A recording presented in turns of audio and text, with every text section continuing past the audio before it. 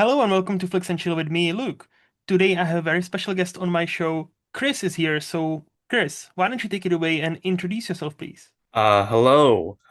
I am Chris, last name, Mora, and I guess to introduce myself, we primarily would have met through, well, I guess you've been on there for a while, but I've only just come on board in the last, Hmm. maybe a year and a half, maybe less, from sitpop.com. That's usually, where I do share my thoughts or my opinions on certain things going on, in relation to primarily movies, but sometimes TV. Hmm. Yeah, that's usually where I am at. One of the contributors on there. Had a great time doing so. Um, that's kind of how we know each other, at least. Yes, yeah, that is correct. And I remember the first time I listened to an episode with you because yeah, you as you said, you fairly new. And the first time I heard you and like your opinions on movies, I'm like, this dude knows his movies. I really would like to talk to him. And then I had like a bunch of people booked in already, so I'm like, I need to reach out, I need to reach out. And once I've run out of people I already had booked, I'm like, okay, I need to reach out to him. So thank you for accepting, by the way. No, yeah, no problem, no problem. I think trying to remember what that even was because I've done a couple now. I Should be on cannot, another one in like a few weeks, but I yeah. think the first thing I talked about was what did I talk about? It was with Aaron Schweitzer, Yes. I think it was just the two of you. I genuinely cannot really remember, like, because I listened to so many podcasts. So, yeah, similarly, I remember Robert was there as well. okay, so It it might must have have been on been one of the goats then. perhaps was it Paths of Glory? I think it was Paths of Glory. I think it was the Kubrick film. Oh, no, I wait. think. Yeah, it was. Well, I know I listened to that episode because I've seen. I'm one of those. If I haven't seen a movie or movies they discuss, I just save it in my queue, and once I see it, I play it. So sometimes I still have episodes from like a year or two, because I haven't seen a movie. But yeah, no, Paths of Glory I've seen, and I probably, I would definitely have listened to that. But no, I was very impressed because like you strike me as a dude who knows his movies and not just the current stuff. Like you go way back, and even your like letterboxd when you log your movies, I'm like, all right, he is. I like the way he's thinking. Much appreciated. No, yeah, I've really taken to. I get like a lot of people. This isn't unique at all, Hmm. but to just to at least for Letterboxd as the way it's used, pretty much to just because I had no real aggregate for kind of recounting what I've seen. Hmm. At a certain point, I would just watch stuff as stuff would come out, and then I don't remember when I started using it. It might have been like 2019, maybe Hmm. 2020 or something like that. But no, yeah, at that point, that's sort of when I really started having more engagement with trying to sort of aggregate my thoughts and what it is I try to watch out because there's a bunch of stuff that I would have never discovered if I hadn't wasn't browsing through the app. Hmm. Yeah, no, I get you. So and you're also one of those people who is very sparing with like 5 stars and doesn't really have he don't have many movies rated highly. So, long question, long-winded question is why do you hate movies? Uh, that's That's a joke. I mean for one, I feel like they're all just too long. Even the Hmm. ones that are 90 minutes or people say that 90 minutes is perfect movie. Nah, they need to be shorter. Um, Bring 50 back to the 15-minute movies. Yeah, bring 50 back minutes 1920s. 15 minutes, yes. Buster Keaton, Hmm. he knew how to he knew how to get it right, and nobody's done it right since. Oh yeah, yes. Um, but uh, but no, I mean like I think with because in regards to like ratings, like if I if I were a bit more if I were a bit more like maybe not self aware, but what's the kind of word like if I were to start a letterbox account now, Hmm. I might I would definitely still log and record everything that I watch, but I might not rate everything. Hmm. I think at a certain point, once I first started using it, oh, there's a rating system that makes sense to use. And at some point, I kind of thought like the numbers of it all. I feel like sometimes when I think about my ratings, like, hmm, to what extent am I really like? Do I really just want to think of this movie first as like a 4 star movie or a 2 star movie? Like Hmm. I like there are other thoughts that I could have and do have about certain things that I don't necessarily need to be beholden to. Hmm. So the stuff that's rated 5 stars, I guess maybe I just have my own scale for where it is that I choose to have what I consider the best, Mhm, or just even just like really really good versus the ones that are like, because I have a lot of like 3-star movies, a lot of 3.5 stars. That's primarily where I'm at. 4 stars. Um, mhm. uh, and that's all well and good and all, but I mean, I don't hate movies. I love I movies. I know. mean, I write about them for a reason. I know. I'm just being cheeky. No, to your point about like rating and possibly just like, marking them as watched, I do follow a couple of people, well, from Sistpop, May, shout out to May, May Yeah. Honey, who's been doing this for 2 years now, I believe, where they actually just don't rate any movies. Like, Yeah, that's wise. Yeah. yeah, and and it's always fascinating just to read that, their comment or review about each movie because, if you see the rating first and then you see that person has written a review, you know what you get, getting yourself into if you see the rating. But with May and somebody else I follow, they also don't really rate movies. You don't never know. So if they write something, it's like, oh, let me see what they think. No, yeah, that's sort of exactly what I'm talking about. Like, if any, it's Hmm. also used. I mean, it is useful to when ratings change Hmm. necessarily over time. Yes. Like I'm trying to think of an example. Like there are probably other like two cases of this where I'll raise a 4.5 star to a five, Hmm. on second or third viewing, or I'll give or something that's at two will go to like 3.5 or four, Hmm. just because maybe there are like certain things about it that grow over time. So Hmm. that comparison could be useful. But no, yeah. At a certain point, I started to log so many movies, like it's not worth unlogging them. I'm just gonna keep going. Fair. No, that's awesome. That's awesome. And again, like, obviously it was just a joke. Like, I think you do. I always say this: you rate the movies the way you feel like, As long Yeah, as then when I ask you, hey, why do you do this like that? And you give me some sort of answer, yeah, great. Like, because like when it comes to movie like reviews and, I don't think either of us would call ourselves like professional critics because I don't think we are. I Well, don't. I don't. Well, to be fair, I don't want to presume. Maybe you will tell me, "Hey, I actually work as a critic for this publication," and I'm like, "Oh, sorry, my bad." But like I don't know. Do you? Uh, do I consider myself a critic? No, no, no. Do you actually work as one? Do Oh, do I? you Oh, do I work? Oh, no, no. It's pretty much just like a full, just a hobby? part time, or well, not in my spare time. That's probably a better Yeah. use of it. Hmm. But no, yeah. I mean, like as far as like the role of critics, I Hmm. suppose. I mean, it's certainly something that whenever I'm engaging like my opinions for stuff to watch out, stuff that's coming out or stuff that's recently come out.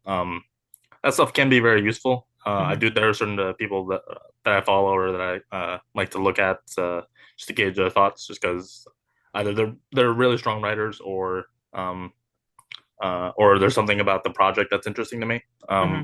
on its own basis. I wouldn't say like I'm anything like that because my relationship with watching movies only goes back like about maybe like 10 years or so. When I really started getting into them, Hmm. and then maybe like 5 years after that when I started really writing about them, even if they were just about like to myself or in my own personal time before Sith Pop. But no, yeah, by no means am I any sort of highbrow. Hmm. Uh, I'm not going to Sundance or anything like that, even though I'd like to. Yeah. To be first, same. I would also love to go to Sundance and all the festivals. Yeah, Second, no, yeah, that's what I was kind of aiming at because I feel like nowadays, especially with the internet, everybody has access to have their voice heard, including us, and with that access, I feel like there's so much unnecessary criticism in a way where it's like, sure. and people when and then and judging movies for what they are not rather than judging them based on what they actually are. And I'm always kind of on a lookout where if I see somebody who's like very sparing with their rating, I'm like, I wonder why. And it's always like, it's always like oh wait. But like, but as long as you have some sort of answer when it's like, oh yeah, that makes sense. And you do. No, yeah, yeah. I guess I don't know. Maybe there will come a point in time when I'll just let the floodgates open and like, you know what, this is 5 stars. This is good enough. This is five. Or again, maybe That's there'll be a time where you'll be like, May, and it's just like, you know what? Fuck the ratings. don't Watched, do the rating. watched, watched, watched, watched, and then that way you track everything you've watched, and you just need to kind of, I guess, remember. Because like Yeah, I'll say this, maybe at some point. maybe. No, I'll say this. With me, I watch so many movies, and I've seen so many movies. Sometimes I even forget that I've already watched that.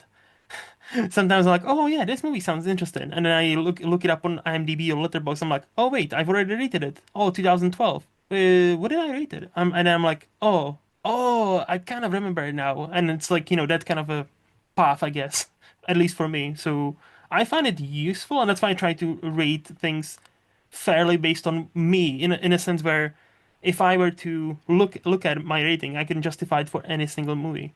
No, yeah, no, that's super valid.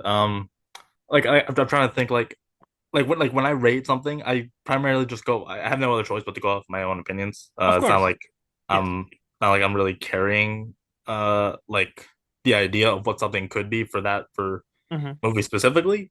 But what can happen, I guess, at times, is so if I were to just name out a recent example, just to name one, Hmm. I'll say something recent like The Brutalist, where I saw that pretty much right when it came out, Hmm. and I had my own thoughts about it, stuff that I was still digesting in the weeks that followed, Hmm. and then as I was sort of wanting to engage with that movie, both internally and just and as people were sort of reacting to it, and as I'd sort of hear what the praise was and what the criticism was, I slowly, not intentionally, but there were some like uh some either thoughts or sentiments that did end up bringing that movie down for me from where I my initial viewing was to where when I rewatched it, uh it was a much different experience second time around. Oh. Um, so yeah, I can only really go off my own opinion, but sometimes there is some like interesting new insights to be found when sort of putting your ear to the ground and seeing what other people think. Where oh, that's very valid. That's maybe I didn't see that before. Mm. Do you mind sharing what was that insight to specifically Brutalist? With that one specifically, I remember. So my initial thoughts on it were, there was a lot to admire visually, Hmm. and even just like sort of structurally in terms of how much of a swing it kind of felt like. I felt like that was very much a movie that was sort of defined by the extraness of it, not necessarily the like the content of what the movie was about, like on a plot level. Because it was all about the oh, it's this the director who Brady Corbet who is on the rise or sorts and such. And then um there's like the Vista vision of it all. Hmm. There's like the intermission, the 3 hours plus whatnot. That stuff that stuff was all very interesting to me. And then as I sort of was listening to kind of what some other thoughts were, it kind of did point out or I got like a tinge of it initially, but there was something about the way that the movie was sort of made versus the kind of choices made in telling its story that kind of sort of highlighted for me that one was sort of taking precedence over the other. Hmm. Um, Not to say it's like a that like the writing is inherently like poor or just like not up to par with what the movie is doing Hmm. um on an aesthetic level and on like a just like on like a visual and like a sound level. But no, yeah, there's definitely something in there or something to that movie that sort of didn't hit the second time around as I was sort of hearing from other there's I think there's maybe like one or two podcasts in particular that I could cite out, but no, yeah, it very much reminded me of a movie like that I also had very similar thoughts on as a brutalist, The Hateful Eight. Okay. Yeah, to where I don't necessarily commend that movie for like its storytelling. Hmm. It's all just like it's all like the extra bits around it. It's all like oh the acting was great, the music was great, the visuals are great. Hmm. Um it was a but as far as what the movie was about, there was still like a it's like a bit of a void in there that I couldn't really quite connect to emotionally. Interesting. You know Yeah, what so is those two so? Oh, wanna go? yeah, those two movies feel kind of similar in their regard. Hmm. Very loosely, but no, yeah, that's sort of just what I think about those ones. Yeah, yeah. You know what's so fascinating? So I've just been listening to a podcast where they talk about Inglorious Bastards. It's my buddy Shane and his podcast. Okay. And I was just thinking how, for many people, if you ask them favorite Tarantino movie, most would probably say Pulp Fiction. Some would say Inglorious Bastards. Some would say like Once Upon a Time in America. Some would say Reservoir Dogs. Like all kinds. Like some would Yeah. say Jackie Brown. I am a weird one where I think I've only rewatched only one of his movies, and that was Hateful Eight because I really loved it. And so like listening to you talk about it, I'm like, it's fascinating. And same with Brutalist. I only seen it once in a cinema with that beautiful intermission, Yeah. and that definitely helped. But that was the fastest 3.5 movie I think I've ever seen, or at least recently.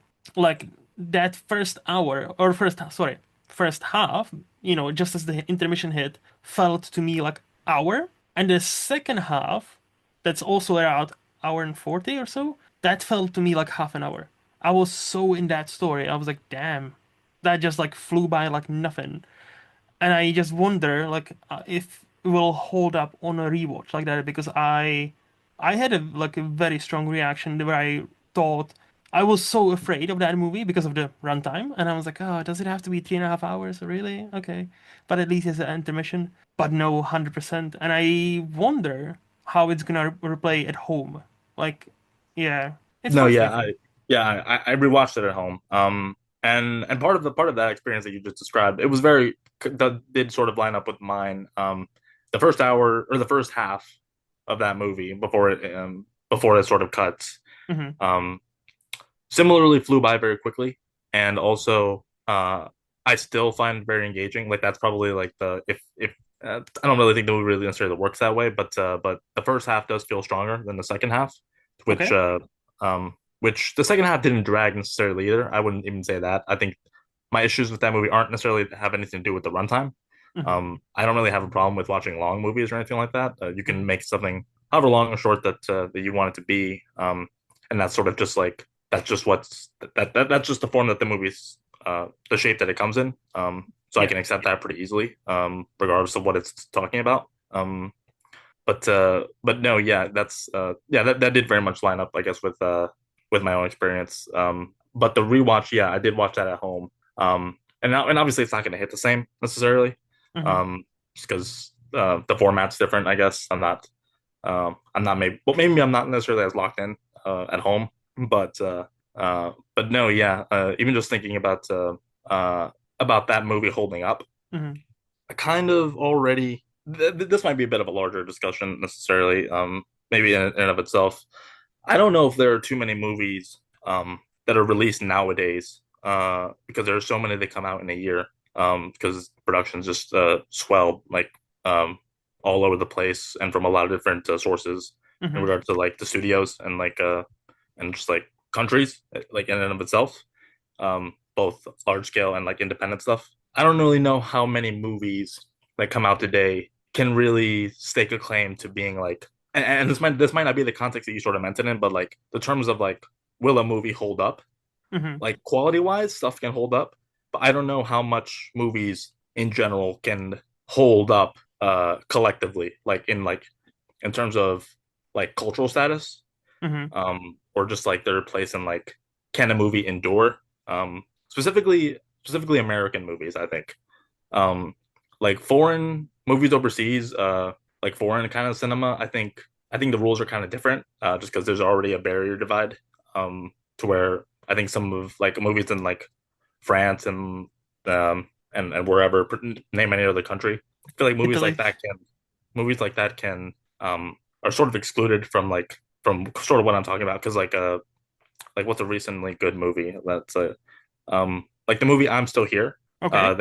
they came out last year. The Brazilian That, one, yeah. yeah, that movie I don't necessarily have to worry about thinking that it'll hold up just because it's from its own ecosystem. It's Hmm. always just like it's not that there's really too much of a difference necessarily of where the movie comes from specifically, but something about the way American movies and the way that they come out. I don't really know if a movie can really like. like a movie can have its moment. Like it can Hmm. certainly be a popular thing people talk about, but Hmm. then there will be a certain point where it'll fade and it'll just become a movie that no one really talks about, or just will that won't really register the same way. Where like you brought up Pulp Fiction earlier, Hmm. that movie will exist kind of forever, pretty much. It'll always be talked about. And I don't really know where that change sort of stopped necessarily to where I don't um think I okay, I think I see where you're going with this.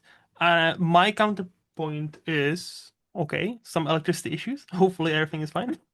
My counterpoint is, hasn't it always been the case that the only from each year we only remember a certain few?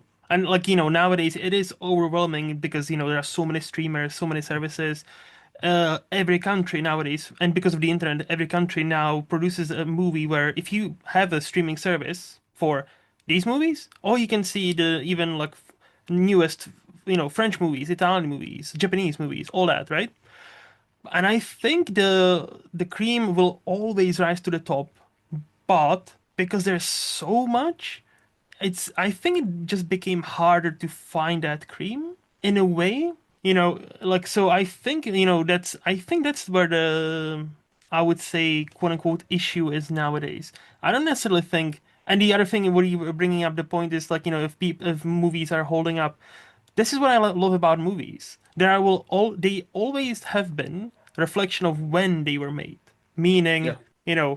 often debate is movies from 60s, 70s, 80s. There are some stuff that nowadays is not holding up by today's standards at all because hey, they say this word that's no longer acceptable. They do this thing that's no longer acceptable. And should we quote unquote endorse it by watching it? And I'm like, I don't think that's endorsing it. It's more like acknowledging, yes, in the 1980, this was more acceptable. Now it's not. But it's product of its time. That was made, art does not happen in a vacuum, especially movies. That never happens in a vacuum.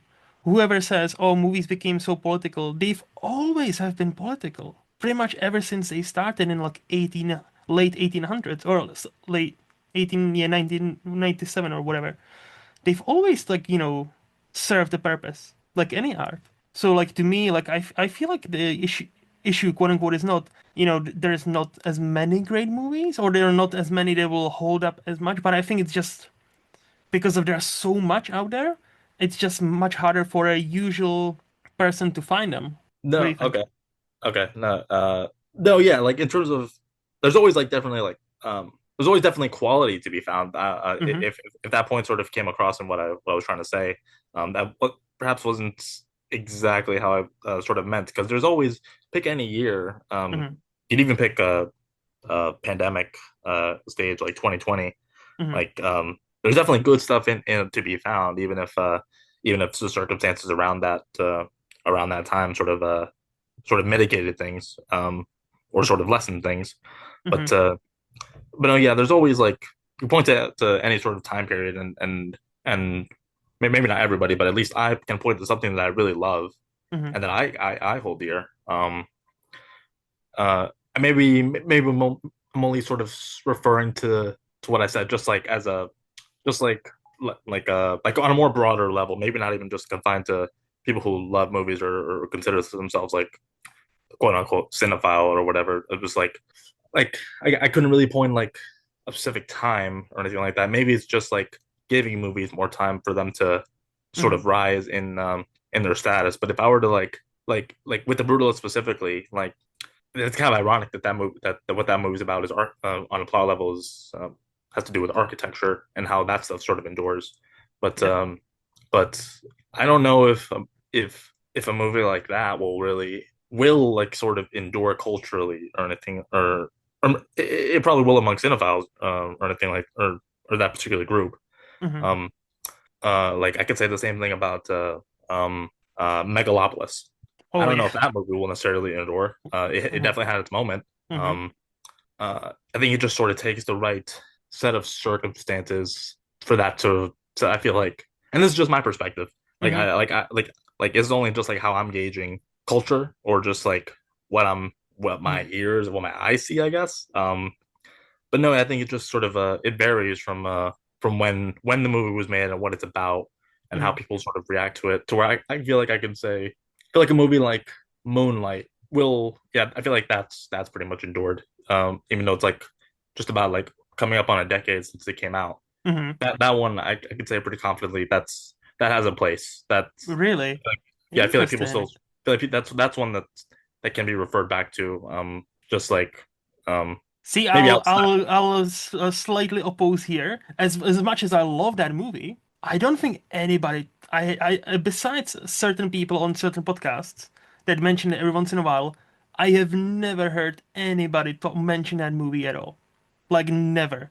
The Never. unfortunate thing is, every time I hear that mentioned, occasionally, it's because, oh, that's the movie that got mixed up with the La La Land at the Oscars that one time when they No, read the yeah, wrong envelope. yeah, no, that's like a separate thing. No, I know, That's maybe not how I'm sort of including that as to why. but I like, and again, as much as I love that movie, and I think they that should endure because I genuinely think that's one of the best movies of 2010s. I don't know whether that's, and but I think that's also tied in with the other point what I was making about. I think we are first still a bit too close to for those movies to rise as like Pulp Fiction, and I think second is because again we like nowadays the average used to be like in the 90s you had cable if you had cable you were golden, but if not you basically watched the same thing, right? America watched pretty much the same thing, most America watched pretty much the same. But nowadays, how many Americans watch have Netflix? How many of them have Disney Plus or Hulu or whatever? How many of them don't have any cable? How many of them are unplugging, right? How many of them just watching YouTube? How many of them are? That's the thing. We are so splintered where, what we consume, what we watch.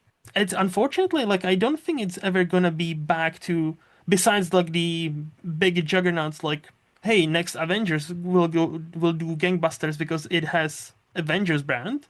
And I think like, that's what Spielberg was talking about back in 2010 when he said there's an interview with him.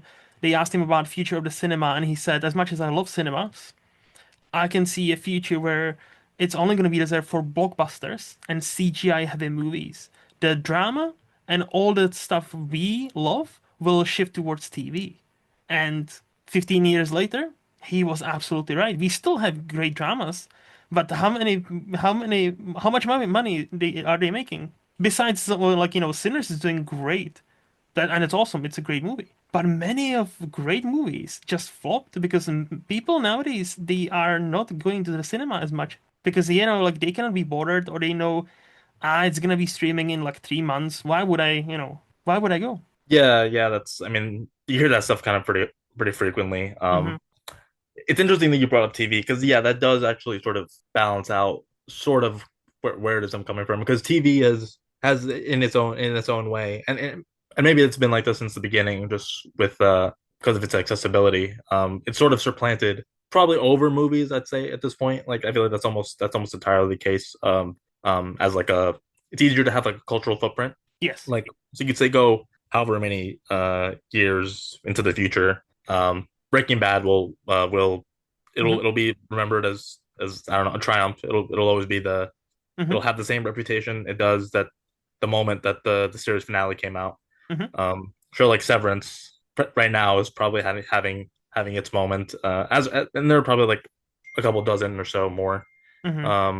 That Adolescence, like the latest Netflix one, that's yeah all over the place. Like literally, even people at my work just talked about it the week or the weekend after it dropped. It was so huge. Everybody, even around me, was talking about it. I was like, damn, yeah. no yeah I mean yeah so yeah it's easier for that stuff to really gain really have its foot Hmm. or really leave its mark uh on people because it's like even now like there was a time maybe just and I said this like it was like years ago it was like maybe like 2 years ago probably or so that I started watching less TV Hmm. just I think primarily just because I wanted to focus more on like watching old movies because I felt like I was only watching like the newer stuff. Yep, um same. yeah, and I'm still sort of in that mode, but I did recently start. just maybe just curiosity got the better of me. Like I'll pick something that's not airing anymore, that's already ended, and sort of go back and sort of just like see what's up with this. Like last year I chose to see Batman the animated series. Hmm. Yeah, and I love that. And I recently started the show Girls, Oh, the Lena Dunham one. yeah. Because I think I saw something. It was like it was something. It had popped back up on socials where people were discussing it all of a sudden. Hmm. And that was a little bit before my time, kind of. Uh, so yeah, like even those shows which are one is like 30 years removed from now, the other one's only like less than not even 10. Yeah. Yeah, those shows will still have from the moment that they aired, they always were very capable of finding an audience and then keeping that audience over time. And Hmm. then the power of nostalgia will just build and influence. Oh yeah, we see it in modern day Hollywood, like so many remakes and sequels. And hey, you love this movie from 1982. Here's a sequel 40 years after. Because it's nostalgia. It's easy money. It's an IP, and studios. That's why they are. People always say, "Why do we remake stuff? Why do we have so many sequels?" Because nowadays studios are so afraid to finance good original stuff unless your name is like Nolan, you know, realistically. And they have a formula where if you have a recognizable IP and generation that grew up watching that IP, there's probably, if you give this movie this budget, it will probably make you some return. So unfortunately, that's how they think. But I would like to point out we are the same person because I also choose to watch my TV the same way. I rarely start a new show. I just like I prefer to start the shows that've already ended, and I know, okay, I'm in for 7 seasons. I'm in for 100 episodes, and that's it. No, yeah. There's something very reward or there's something achievable about that. Hmm. Like I think of so like Girls is like I just checked a little while ago. It was like 60 episodes across its seasons. That's very manageable. Hmm. Um, Batman the animated series it was a bit over 100. Um, but you could sort of get by that pretty quickly just because I don't know. Cartoons are very watchable, I guess, even at my age. Yeah, And I'm not that old. I'm 25. Like, but but no, yeah, it was something also in there. Something I guess maybe motivated that, or because there's still a bunch of stuff I haven't seen. hmm, But I try to get the stuff maybe just out of primarily out of my own curiosity, or the talent that's involved, but maybe just like a need to wanna to see what the hubbub was about, or to sort of have that in my repertoire for just seeing or sort of assessing what made something so popular or have a reputation even. hmm, hmm. But no, yeah, there's a bunch of stuff on that queue that I have to get to. Like once I'm Same. done with Girls, probably in the next year or so, I'll probably start The Americans. Oh, Maybe nice, nice. Yeah, I think that might be the next one. Okay, I heard good things about the Yeah, Americans. yeah, I heard amazing things. And Yep, I just didn't watch it when it came out. Probably just same. missed it. Same, never watched it, but it would be on my if I had a queue, it would be there. But like it's so much stuff to watch, like whether it's TV shows or movies. The queue no longer has any meaning because pretty much anything goes on a queue. So like the queue would be just thousands and thousands and thousands, and it's just like, you know what? Nah, it's fine. Yeah, or yeah, I don't necessarily have anything too official necessarily. Yeah, But no, the list is there, and it's sort of growing. Like I could count. I don't know, pick whatever show, Buffy or something, or I've recently, like 3 years ago, I actually binged the entire Buffy and Angel because Angel. there's Okay, yeah, a so I've only seen I remember seeing like a random episodes of Buffy when I was very little, and I remember back then it scared the fuck out of me because vampires are scary. sure. And now I'm like, I know that it's a cult show where many people absolutely adore it. So I was like, and I noticed Amazon Prime at the time had it all 7 seasons in the UK for free. If you had an Amazon Prime. So I was like, oh, you know what? Fuck it, let's do this. And once you reach season 4, and Angel became like a spin-off. That's not a spoiler. It's a TV show with 5 seasons. Yeah, There is a like a watch. There is a watch like a order where they actually kind of intertwine, and if you watch it like there is an order to that. So like if you watch it in that order, the those TV shows do intertwine at times, and it actually makes it like much more fascinating to watch. I would highly recommend that. Dude, there's like a Buffy. If you Google like Buffy watcher list or something like that, it will pop up. What's the quote unquote ultimate, how you watch Buffy and Angel at the same time.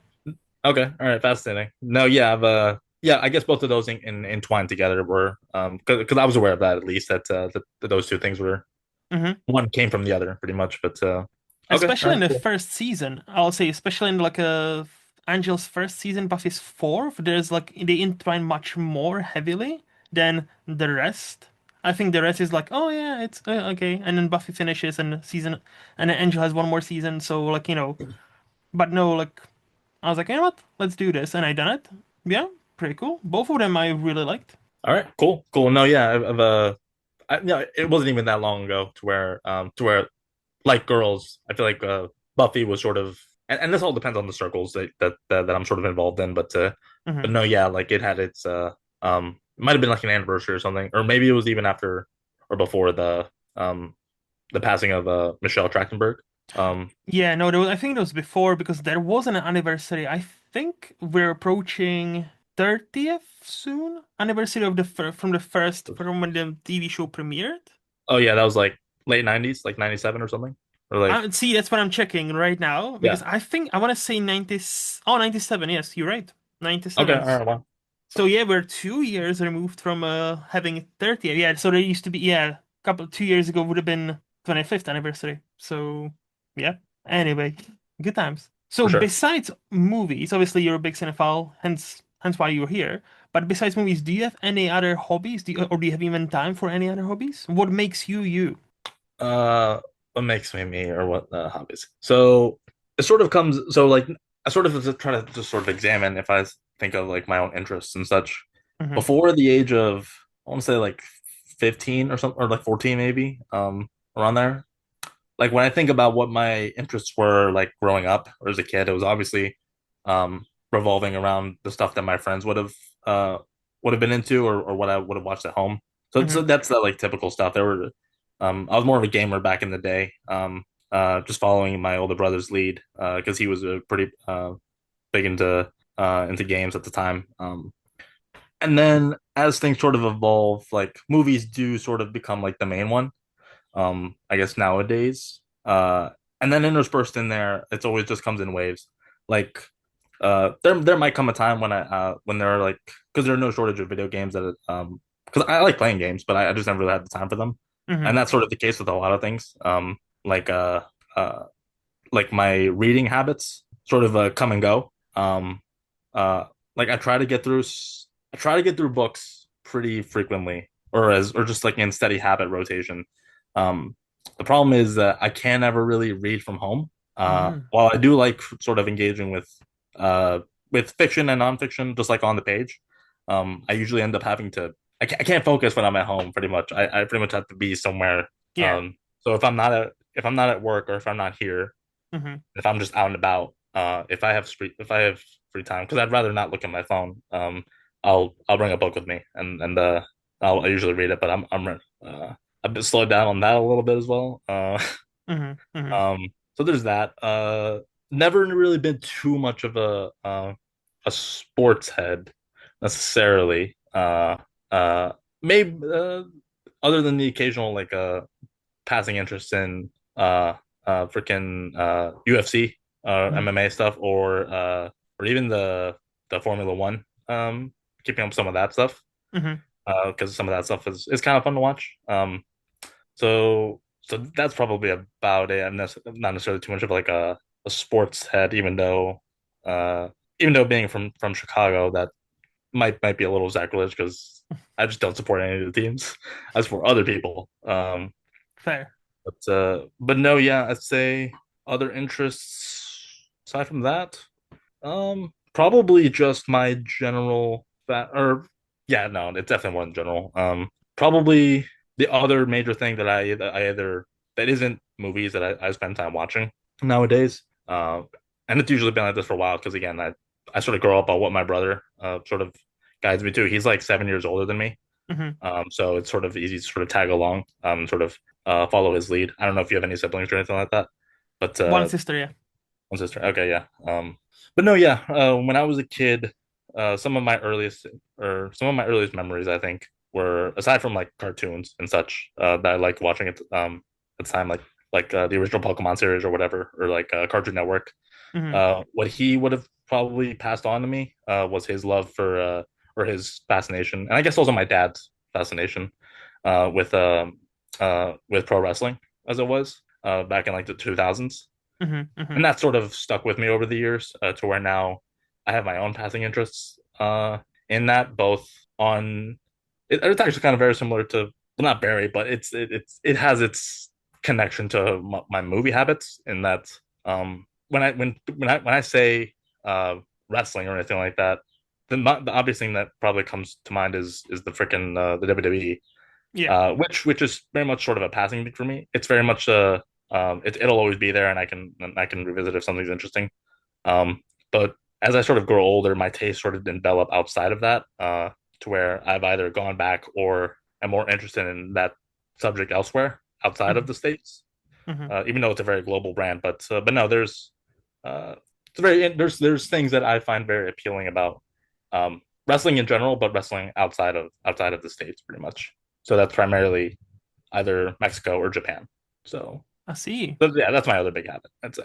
Okay. You definitely need to hit up Shane because he is a massive wrestling fan and he knows much more. Like, I know nothing about wrestling. I can tell you who The Rock is or John Yeah, Cena because, like, they made it big into the movie world. But other than that, I'm not a wrestling fan at all. Like, I know of yeah, it, you know. yeah. If you don't, if it doesn't get you early, or if the influence isn't right, it's Hmm. not gonna, it won't connect necessarily. Hmm.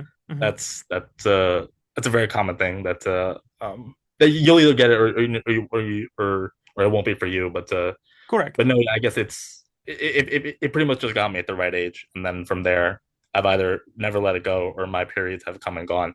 Hmm. But no, interesting that Shane's into it. Okay, But no, but speaking of, like, global wrestling, I've definitely been noticing even here. I live in Scotland. yeah, Even here, more and more people, in my circles are starting to talk about, oh, hey, I actually watch wrestling. And because we had a last year, we've had like a Clash of a Castle in Glasgow. So I had some co-workers actually go there okay, and, watch it live. And I know they had a good time. And I'm like, okay, okay. So, like, and I obviously now Netflix, like WWE is also streaming on Netflix. So I'm like, yeah, oh, they are actually making it the proper, like, global. And hey, all, great for all the people who are like into it because, like, hey, why not? I'm not, but all power to you. Say, like, I'm into, like, besides movies, I'm into chess. And it's the same okay. kind of thing. If you're into chess, yeah, great. But if you're not, you probably don't care. And which is okay, that's fine. No, yeah, absolutely. No, yeah, I think of like there are some like side habits of like things that, and Hmm. chess is maybe one of them. To where like, oh, this be like an interesting thing to pick up, or maybe I should do more research on that. Like I've had a Mm. similar, like they're just phases of things of interest that come and go. Like I think for a time I wanted to get into poker or just Ah. like more games of that ilk in general. Hmm. Hmm. And sometimes I will, and sometimes they'll stick and sometimes they won't. But no, yeah, there's a lot of different, there's maybe like infinite number of like of hobbies uh and uh and things to sort of indulge or sort of take interest in Yeah. for all sorts of people. So yeah, no, And again, you no, need but to chess try is it oh, it's out. fun. Like, you never know what you're into until you try it out. Like, especially nowadays, like, again, the internet is so vast. You are not even, like, limited. It used to be back in 80s, 90s, you were limited to your surroundings. So no matter what you wanted to do, it had to kind of be near you. Otherwise, you would do it by yourself.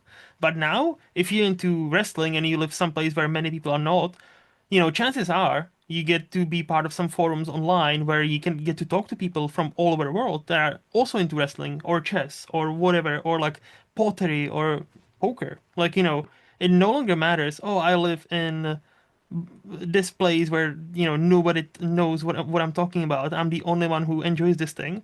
Well, if you have smartphone with some data, you're not alone. And you will find your group no matter what you're into, which occasionally can be a bad thing. I'll say that. Yeah, yeah, yeah, I even had just like the thought, like so long as nobody's getting intentionally Yes. hurt or Yes. any sort of a or as long as there's an understanding of things, people's hobbies are up to them and Mm-hmm. whatnot. Mm-hmm. Uh, so yeah, I don't think or uh, people get hurt wrestling, but that's always accidents. Yes. For the most part. I don't know if anybody gets hurt playing chess. Maybe emotionally, but Emotionally, there's nothing more humbling than a game of chess where you think, oh, I became kind of good, and then you get destroyed by, like, in 20 moves or less, and you're like, fuck. And like, and there's nothing more humbling, no matter what level you are. Like, I'm obviously not anywhere near any kind of grandmaster, but like even now, I still get humbled. Like I get on a streak and I'm like, oh yeah, I'm pretty good, I'm pretty good, and then like you lose 10 games in a row, and you're like, time to log off. No, fuck this, fuck this, fuck this, and he's like, this is the worst game ever. And 5 minutes later, maybe just one more, maybe. It's addictive. I'll say that. okay, yeah, yeah. I assume this is some. I assume this is a some mix or for you. It's a mix of online chess, or is it they're also Yeah, like in online. Yeah, person? obviously. Yeah, no, no. I don't. Yeah, I'm not that big of a chess fanatic. But for me to join a club, I know, no, I would get totally annihilated there. Like I don't study any openings like in depth. So, a kid. The worst thing you can see if you're playing a chess tournament, from what I've gathered, is a kid that's like 6 years old. Because nowadays, those kids have not only everything memorized, but they are so fucking quick. So, like, if you happen to go to your chess club and you see a kid in any other, sport or any other, hobby, you're like, oh, beginner, it's gonna be easy. In chess, that kid will most likely demolish you. They'll take your fucking soul. Like, I'm not No, even joking. I follow some chess YouTubers, and when they play, like, oh, I played this 12-year-old kid, totally destroyed me, and they are like at like a reasonably great level. Like, that's one thing you don't want to see sitting across from you if you're a professional chess player, a kid that's like 7 years old. no, yeah, I'm sure. I don't know. There's something kind of scary about that sometimes, to where you shouldn't be, or not. That there's anything wrong with it, but Hmm. you're this good, this young. Like, just how does that happen? Well, Or nowadays, well, a again, lot internet. internet, Like, yeah. like they spend hours and hours just looking at games, teaching them like themselves. And because of that, nowadays, like it's no longer like, to travel, you still need to have some money and grant to actually be any good. But to actually learn the game, and almost anybody can do it if you do it young enough and you grasp the concept, then the world is your oyster. No, yeah, totally, totally. Like even like even how you just brought up for a long time, or even maybe like up until like a few years ago, um my own because I didn't necessarily have too much of a wasn't too much engaged in like social media or anything like that necessarily. Hmm. um but no, yeah, like finding either community or just non-physical interactions regarding like the hobbies that I at least was into. Like movies is kind of easy, it's kind of a universal one at least. Yeah, yeah. It's no more common or no more uncommon than I don't know, sports or music or whatever. Hmm. No, but no, yeah. I mean, like even like in recent years, as my taste in wrestling has expanded outside of the Federation, the WWE. No, yeah. There's if you know where if you keep your ear to the ground and kind of know where to where to look at, Hmm. or the general direction for what interested me, you'll find communities and that are for the most part um very much in line with how I engage with, Hmm. I guess, the form of of wrestling in general. Yeah, no. And again, that's a great thing because like nowadays, if you're into more international, it's the same for movies. If you're more into like, artsy fartsy stuff, international movies, there is a streaming service for that nowadays where you don't have to rely on just on Netflix. No, And yeah, that's no, yeah. that's the great Like thing about movies. Like you can always like, if you're into, you know, 80s, oh, there's a streaming service where you can find most of the 80s movies. Easy. So, it's again, internet has done some awful things or has been used for some awful things, but it's a tool. It will always, it's up to people what they'll decide to do with it. And I'll leave it at that. no, yeah, for sure, for sure. So you mentioned you're in Chicago. Yeah. So if I were to ask you, and I had quite a few people from Chicago on this show, so I'm interested what are you gonna say? I'm coming there for a week for a holiday. What would you recommend me to see? Where would you take me, let's say for food? Is there something in Chicago that like you absolutely love and only Chicago has that like I would have to see that? I've never been much of a traveler per se. Primarily either because the opportunity hasn't necessarily come up, or maybe I haven't seeked it out myself. Mm-hmm. So since I've basically lived in Chicago all my life, it's kind of difficult because I rarely feel like I'm like a tourist necessarily. It Mm-hmm. feels like such a home ground for me um that to really think about what someone else would want to see in Chicago. It's so subjective. Like there are obviously the touristy things that you could necessarily do. There's if we're basically right on Lake Michigan, so there's not so much in the winter, and it's very much a seasonal thing to where this stuff will come and go. Mm-hmm. To where we're at the start of May right now. So it's pretty much we're good for the spring and the summer seasons. But no, yeah, I mean loads of like there's the touristy things. There's the bean. There's the sky tower Mm-hmm. or this I'm assuming if you've had Chicago guests on this before, I'm assuming they brought it up. The the glass box that you could stand in. Yeah, I Yeah. believe so, Yeah. yeah. Yeah, that as well. Never done it myself, but I'm aware of its presence.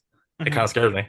Um, but no, yeah. So there's that stuff. There's a Navy Pier, which is a pretty kind of a common spot. Sometimes more than others, but to where that's where it's essentially like I guess sort of the equivalent of the Santa Monica Pier. Probably not even as big, but so there's that as well. Mm-hmm. Um, for me specifically, if I were, it's kind of a weird thing because I imagine if you were to come to Chicago, you wouldn't necessarily, or you can answer this yourself. I don't know if you're coming for like movie related things to where for my habits at least, Mm-hmm. when I leave my house or in general to go somewhere, there's like a couple movie theaters specifically that I really love that have really kind of to where they just feel different from the AMC's that are all over the place, Mm-hmm. pretty much. You've been to the have you been to or do they have Alamo Draft House in Scotland? Nope. They don't. Okay. Okay. Okay, so that place is great. Mm-hmm. It's pretty much just it's basically a movie theater, but they're far more adept at doing the in meal thing, both during your show times, and they actually feel like a place that is good at curating stuff, Mm-hmm. um, which you don't always get necessarily. I don't know if it's necessarily or I believe they were bought out by Sony maybe like last year or something like that. Oh But well. as far as I know. But no, I love to go to that place just because it's the most to me it's very relaxing. Mm-hmm. As is the the music box theater that we Mm-hmm. have here. I'm assuming that's been brought up before because it's very you can look it up online. There's pictures of it all over the place. But no, it's very low key, very regal, very calm, very communicative. Mm-hmm. There's things like that. If you're into sports, I mean, you'll find no shortage of stuff to go around here. Like there's Blackhawks games, the Bulls. Mm-hmm. Uh, I don't know how often people go to Bears games nowadays. They probably do, but I feel they almost kind of feel like the black sheep of Chicago, kind of, at least from my perspective. In regards to success. But no, yeah, there's all sorts of games you can go to. Cubs games were probably like in that season nowadays. So there's stuff like that. And I'm trying to think of like some restaurants that I could recommend. Hmm. But I'm not like an adventurous eater necessarily. Like So I'll what does that find mean? What does that mean for like you? no, or maybe that's sort of the wrong way to phrase it. I will try various different things, Hmm. but actually going to specific locations to do that and remembering them is hard for me. Ah, I see, I see. So there's like in my mind, I could point out like a place that I went to that had a really good thing that I ate, but I definitely don't remember the name. Th- Uh, That's so fine. but regardless, you'll find something of everything. That's Yeah. that's you'll find good you'll find a decent Italian restaurant. You'll Hmm. find some Mediterranean stuff. Hmm. There's always a if you want something like a something specific to more Asian cuisine. There's Chinatown. Hmm. They've Hmm. got great stuff. So you're not going to necessarily be lost on anything Yeah. regards to your culinary desires, but no, yeah, I mean I've never been to New York or anything like that, but to people who have, and I can name at least two who have cited that Chicago is basically just it's a less crowded or maybe like a more like a more sustainable New York kind of. Hmm. Maybe there's some maybe I'm oversimplifying it, but no, yeah, there's a lot to do. It just sort of depends on what your interests are. Okay. See, okay, so you obviously being from Chicago, I do need to ask you this basic ass question. Sure. Where do you stand with deep dish pizza? Deep dish. I totally get what people mean when they say that they don't vibe with it, Hmm. just because the feel like it's kind of like just like a total preference thing in terms of what it is they want, in terms of ratio Hmm. for like the either it's too much cheese or it's too much sauce or it's overly filling or it's like kind of or it's not really like the kind of pizza that's either like palatable necessarily. Hmm. um I get those critiques of it, should I say. I don't necessarily seek it out very often either. And for no particular reason, I like Dietrich pizza. I can eat it. But it's very much a once in a blue moon type thing. Um, Hmm. I guess just perhaps in a sense, yeah, maybe like I feel like anything more than one slice for me is probably a bit too much. Hmm. And that's saying something because I can eat a lot pretty much in terms of servings. But there's something about deep dish that once I have one, I feel like the desire to have another is almost evaporated entirely. I see. I like it, but I'm not gonna uh, die on it and say that oh you're wrong for not liking it. Am I It sensing that it's not your favorite style of pizza? I suppose so. I mean, like Mm. I don't necessarily have like uh, a preferred style. Hmm. Like if I'm going like a chain wise, like I guess going by that, like yeah, there's like rankings there to where oh Pizza Hut's at the bottom, Hmm. Little Caesars, Domino's, and probably at the top, and then there's I don't know, you can slot in Papa John's wherever. Hmm. But no, yeah, like I mean, for me, it's as long as it's not like 7-Eleven pizza, I'm pretty much good. Fair. Um, uh, but no, yeah, if we're on this subject, I mean, pineapple's good. I Okay. mean, if we're just gonna talk about that, I guess, or could bring it up as an aside.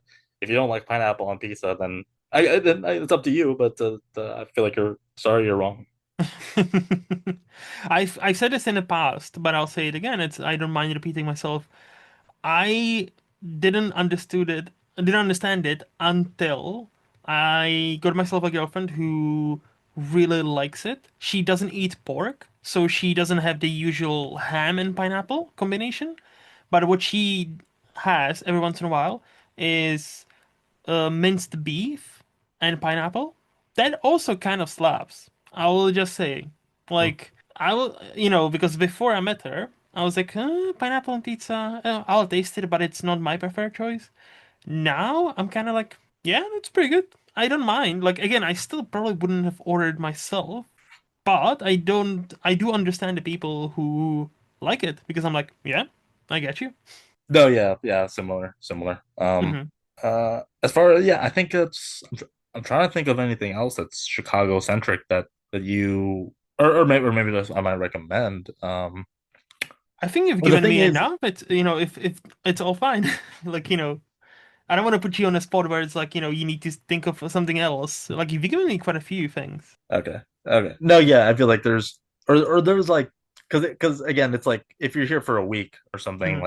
uh, like perhaps maybe I just don't have that bug necessarily, or just like I'm trying to think like if I were in I don't know Florida or Hmm. New Orleans for a week, like I don't know what I would do. I don't know, like I just Hmm. I don't know walk around or something or. So you just very much like, oh, I don't really plan stuff. I'll just go and see what happens. Uh, loosely. I mean, like, well, I'll plan stuff out. Like, Hmm. I'll um, if there's like events that I learn about that are coming up, and oh look oh there's like a oh there's they're playing at the whatever this built there's arena is or something, or there's like a programming of like a play or something that'll come here to off Broadway or whatever. Hmm. Uh I can keep an eye on stuff on that, but that's all just like in the moment stuff when it happens. Um like like I'm thinking the only thing I'll really plan out, and it's sort of just kind of become a seasonal thing at this point. There are two, or no, there are more, but there's like two that I know of, like in person, like Hmm. film festivals here. Okay. One is in the fall, one is like in October, Hmm. and the other one starts today. Nice. Pretty much. Yeah, that's pretty much where it's like one of them is like central to like the one that starts today is from like the Chicago Critics Association or something. Hmm. That's where they go to festivals and they just hand pick ones to bring back here, I guess, Hmm. for people to see. And then the other one is much more like a broader, like a more highbrow, like international thing to where they show like the overseas stuff. So yeah, I'll be going to that. I'll be going to that today, and for the next 6 days, pretty much. Nice. What are you seeing? What do you know? What are you seeing today? Today, I can pull up my schedule. I have three movies today. Nice. Um, the main one would be there's a movie called I think it's gonna come out like in August, so you can consider this a preview of sorts. Called Lurker, I believe. Okay. Yeah, Lurker is it's the debut of or like the directing debut of I think one of the producers or the writers of The Bear. It's like about this and this was because I kind of loosely keep up with festival circuit stuff. This one Hmm. was I think pretty well respected out of Sundance back in January. But it's I think it's pretty much about if I could describe it from what I recall, it's like a companion piece to the you ever see the movie Ingrid Goes West? Yes. Yeah, so it's sort of like a more psychological thriller take on that. It's got the guy from I think it's what's I think it was the guy in Saltburn. Oh, Betty Keon? Betty There Ke no, it's the other guy. Not Barry, not Jacob. It's like it's one of the most Oh, supporting characters, but I think pretty sure it's that guy as well as my dude who was also in Gran Turismo, Gran based on it. Turismo. Yeah, my wait, and I'm Google Archie Madekwe. Yes, Yeah, yeah, Archie. Archie. Okay, yeah. So Lurker, Okay. I think, is very much a more of a sinister take on that. I think it's like someone worming their way into their inner circle, and then Hmm. from there, uh, I don't know what ensues. I haven't seen it yet, but I'll see that sometime tonight. And yeah, there's some Sounds. other ones throughout the week. Hmm. Just to name out some of the main ones. You know the movie that's coming out, Friendship. Okay. Friendship. Yeah, that's sometime later this week that I'll see. There's another Sundance one, Twinless Hmm. with Dylan O'Brien. And there's what's this other one? There's a movie called Sorry Baby that I also heard very good things about. I'll probably just end up I'll probably just end up post sharing my thoughts on everything I see on socials on my Twitter. I'll probably start a thread for that. Hmm.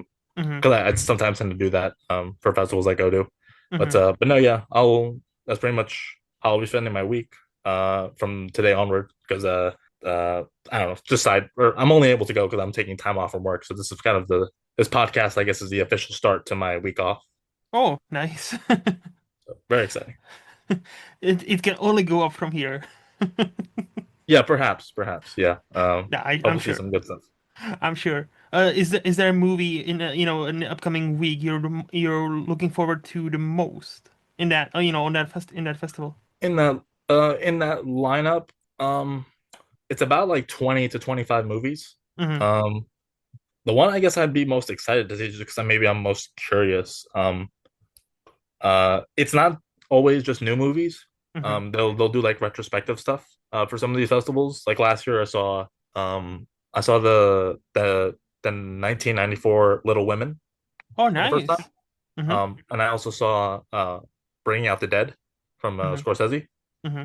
Um, so that's pretty interesting. So the ones for this year are The Great Dictator, which I Oh, haven't seen, it's a and then great there's movie. yeah, no, that's in a few days, and then the one is it's a movie by Catherine Bigelow, Strange Days. Also a great I movie. also haven't seen. Yeah, so those two I'm pretty excited for. Those two, like, to see them in a cinema, like, Strange Days is like it's one of those you need to be in a mood for that movie because it's quite it's like futuristic, but it's not your stereotypical futuristic movie. It has definitely its own vibe.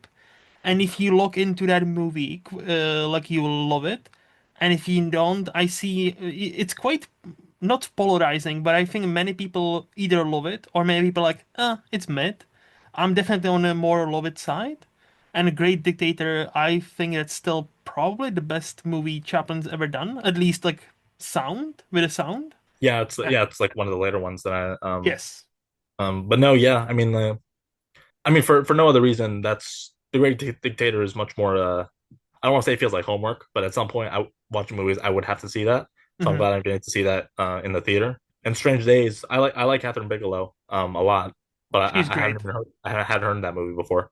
So Hmm. so if that's a new one, then yeah, I'm looking forward to that. No, that sounds cool. Also, when this episode drops, it'll be way past May. So like, this is all gonna be in the past. In the past, okay, so Yeah. all right, cool. No, it's all look, that's all good. That's all good. But no, like that's gonna be I'm envious of you, especially The Great Dictator. Like I feel like that's gonna with a good crowd, I think that's gonna play well. I think that's gonna be very nice for you to see. No, Okay. yeah, the no for this festival in particular, they only hold it at one particular theater. Mm-hmm. The one in the fall, they have like a bunch of different locations, Mm-hmm.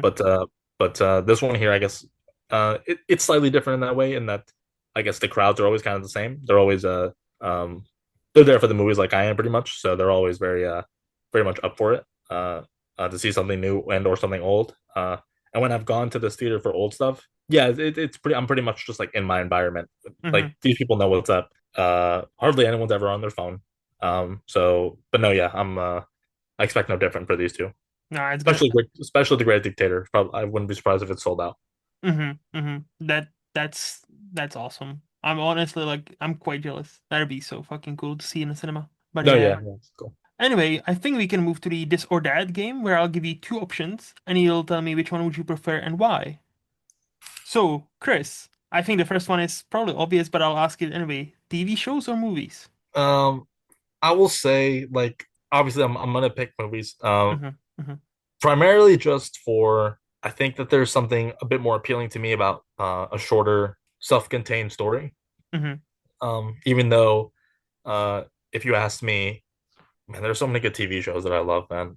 Even I'd say my favorite piece of media Mm-hmm. that's like visual media that I would ever be able to recommend to anybody. For me is the show BoJack Horseman. Oh, nice. Yeah, that's the one to where It's a good one. for the rest of the time I'd be able to watch that infinitely. It's Mm-hmm. was one of the most moving experiences I've ever had. So if it's BoJack Horseman gets my favorite movie, I'm picking BoJack Horseman. Mm-hmm. Mm-hmm. But movies overall. Fair, fair. Tea or coffee? I tend to drink more coffee nowadays. Mm-hmm. I just cause I guess there's a certain point where it can be an acquired taste, but once you kind of get your or once I got my feeling for it, I can really dig a good coffee. Mm-hmm. But I kind of like I do like tea as well. I don't necessarily distaste it or Mm-hmm. dislike it the way some people do. Yeah. What is your coffee order or how do you take your coffee? Uh, I don't necessarily like too many I try to avoid having too many like frills thrown onto it. So like the typical I don't necessarily go to Starbucks that Mm-hmm. often. I usually will just make something at home to where to where if I to where if there's like a bag of a certain brand that I'll buy or someone else buys, I'll primarily just take that.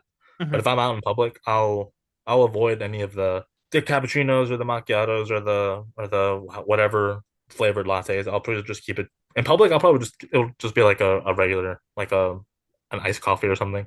Hmm. Because I don't like to overcomplicate things. At least when it comes to coffee. Yeah. Usually don't like sugar necessarily in it either.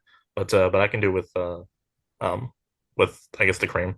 Okay, so just a black coffee with a bit of cream. Yeah, and then either warm or either hot or iced. Could go either way. Yeah, no, got you, got you. Money or free time?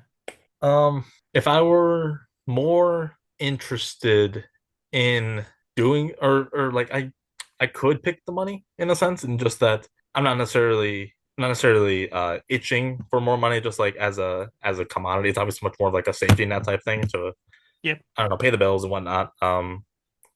So feasibly I think that's probably a much more reason or not reasonable, a much more like uh I don't know, responsible type thing, maybe perhaps. But I kind of would do want to say time, and I probably would go with time just to. I'm assuming I'm interpreting this question to where, oh, I get like a couple hours at the end of each day or something, just Hmm. like time set aside or something. So if I Okay. could use that time to either learn something or watch something else or I don't know, just go out and about, I'd probably pick time. Okay. Sensible, sensible.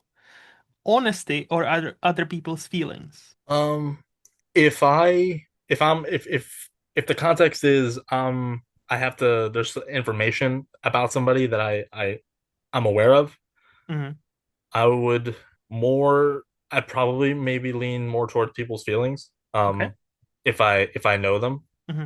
But if it's the reverse and there's some more there's like information in I would prefer from somebody, I'd probably take honesty. Wait, so if you So don't, I'm just trying to understand it. So if you don't know them, you would lean.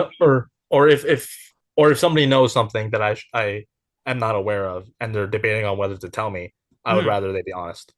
Okay. Yeah. Oh yeah, yeah, yeah. No, no, I get it. Okay. Okay.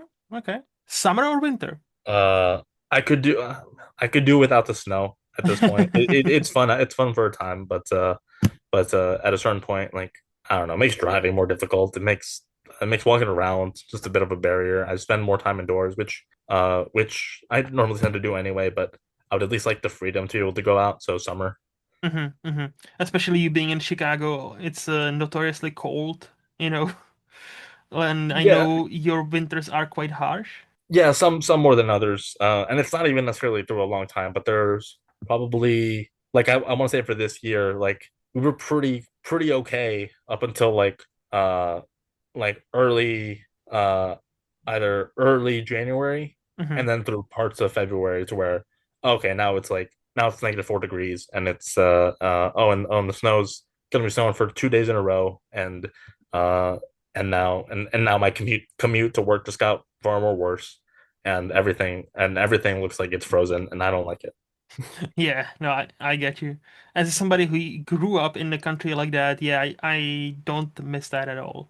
Like here over the winter, like if it snows, like it snows for a bit and it's usually gone in like 3, 4 days maximum. So, I can deal with that. But yeah, we don't really get heavy snow here, so yeah, I totally get you. Probably the most important question of all, ninjas or pirates? So I feel like I would rather be the ninja, Okay. um, or I would rather have ninja training.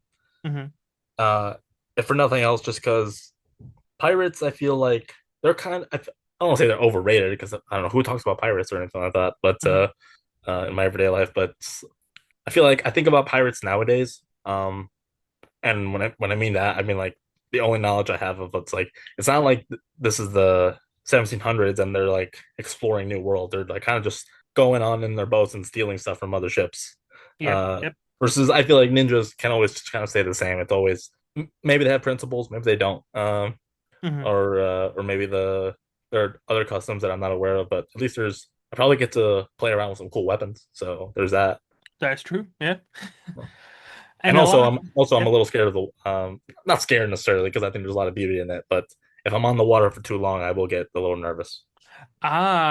So yeah, probably not a, pirate life is not for you then. If you're a bit too nervous about being on the water for too long. Yeah, Yeah, I don't know how these people on these like fishing boats do it. Yeah, but or it probably just is learning over time. But there's a lot of beauty in the ocean. But no, yeah, I'd rather stay on land for now. there's also a lot of scary parts down there, and like, Yeah. and especially if you're in the middle of ocean where if something were to happen, there's nobody coming to rescue you for some time. And I always am fascinated. There is a point, you probably have heard of this. I think it's called like Point Nemo or something like that, where there's a point where the closest people are actually orbiting above you because you're so far from any land that the astronauts are actually closest people to you. And I'm like, that's fucking terrifying. Mm. Okay. All right. So pick any body of water, like pick something in the middle of uh No, like there's a very anything else. specific one. There's a very specific point someplace I don't know where, but every once in a while I read about it on like Reddit and stuff. It gets reposted a lot, where there is a specific point on Earth where that's the furthest you can be from any human being, like physically. Like there's nothing around you for thousands and thousands of miles, where literally the closest people to your location from that one point would be above you, like flying in a space. Which to me, Okay. that's terrifying. All right. I imagine that'd be maybe somewhere in the Pacific, but no, that's scary. Probably. Yeah, no, probably. Like, yeah, no, not for me. Not for me too. And last question: free will or destiny? Free will. That's I would more lean towards the idea of free will because I mean, for nothing else, it's kind of easy to just sort of self-assume the position of oh I'm relatively in charge of the life that I live and the decisions that I make. Hmm. It's not like there's I mean I don't know if there's any like if we're living in a if this is the gateway to discussion about virtual reality Simulation. or the simulation or a predestined order from like a higher power or whatnot. Um, but but no, yeah, I mean like I'd like the idea of just every person is capable of making their own decisions and whatnot. And is there sort of like a laid out path that's can't be known to anyone until it's happening? Maybe. So maybe there's like a destiny aspect of it or a Hmm. fate to life that is in its own way sort of not probably more than just like reasonable. It's probably like almost like uh it's almost like it's very like an understandable concept Hmm. that does sort of intrigue or sort of offshoot its own interesting questions. But I'd probably say free will if I'm just choosing one or the other. Okay. Okay. I do like how you always take your time to reply and think about the replies. I do appreciate that. So, okay. And before we move to the flex part of this podcast, do you have any quote unquote hot takes you would like to share with us? Hot takes. So I don't necessarily go about like espousing hot takes to Hmm. left, right, and center in my either online or in my personal life. Like Okay. if I do, it's always something pretty trivial. Like it's always related to something that isn't meant to attack necessarily, but Hmm. just like yeah, I don't get this, guys. I don't know what's going on. Yeah. But uh, but if I were going to say something that isn't inherently too much of a firebed or too much of a Hmm. throwing off a grenade in the middle of the podcast virtually. Um, I'd say, you know, I get the idea of like theme parks. Hmm. Like I like I sort of there's a very appealing aspect to them when I was a kid of just Hmm. like either Disney or I guess probably maybe the big one. Like they're obviously like smaller ones depending on the region for wherever the hell you are or where you live necessarily in the world. Hmm. Six Flags is its own thing. And there are more that I'm not aware of. But as I sort of grow older, and maybe this is just my age showing, I think I think there's almost nowhere I'd rather be less than an Hmm. amusement park to where it's just I don't have an issue with the crowds necessarily. I like there's if I live in Chicago, like if I'm in like depending on the day or the season, there's there could be a feasible chance that I find myself in the middle of a huge crowd, Hmm. either to where this has been the case for if there's a marathon here, which there are a couple, or maybe there's like a parade or something. Like okay, yeah, there's something going on that's either being celebrated or there's like a bit of a spectacle in and of itself. Hmm. And I'm fine with that, and I don't have an issue with like concerts either necessarily. That's sort of the whole point of like having a communal experience, uh, to either watch or absorb some sort of art. Hmm. Um, with theme parks specifically, I think they're I don't know. For me, I almost have like no fun with them anymore. It's been a while since I've been to one, primarily just because of that. Um, I'll leave those memories from when I was a kid, when I Hmm. did end up having fun. But in the event that I ever have kids myself, Hmm. uh, that's man, I don't want to take them to that selfishly, Yeah. but no, yeah, there's so much. I don't know, maybe it's like the consumerism aspect of it that's Hmm. where it's it all feels so what's kind of the word like not vapid, that's not the right word, but Like it's like commercial?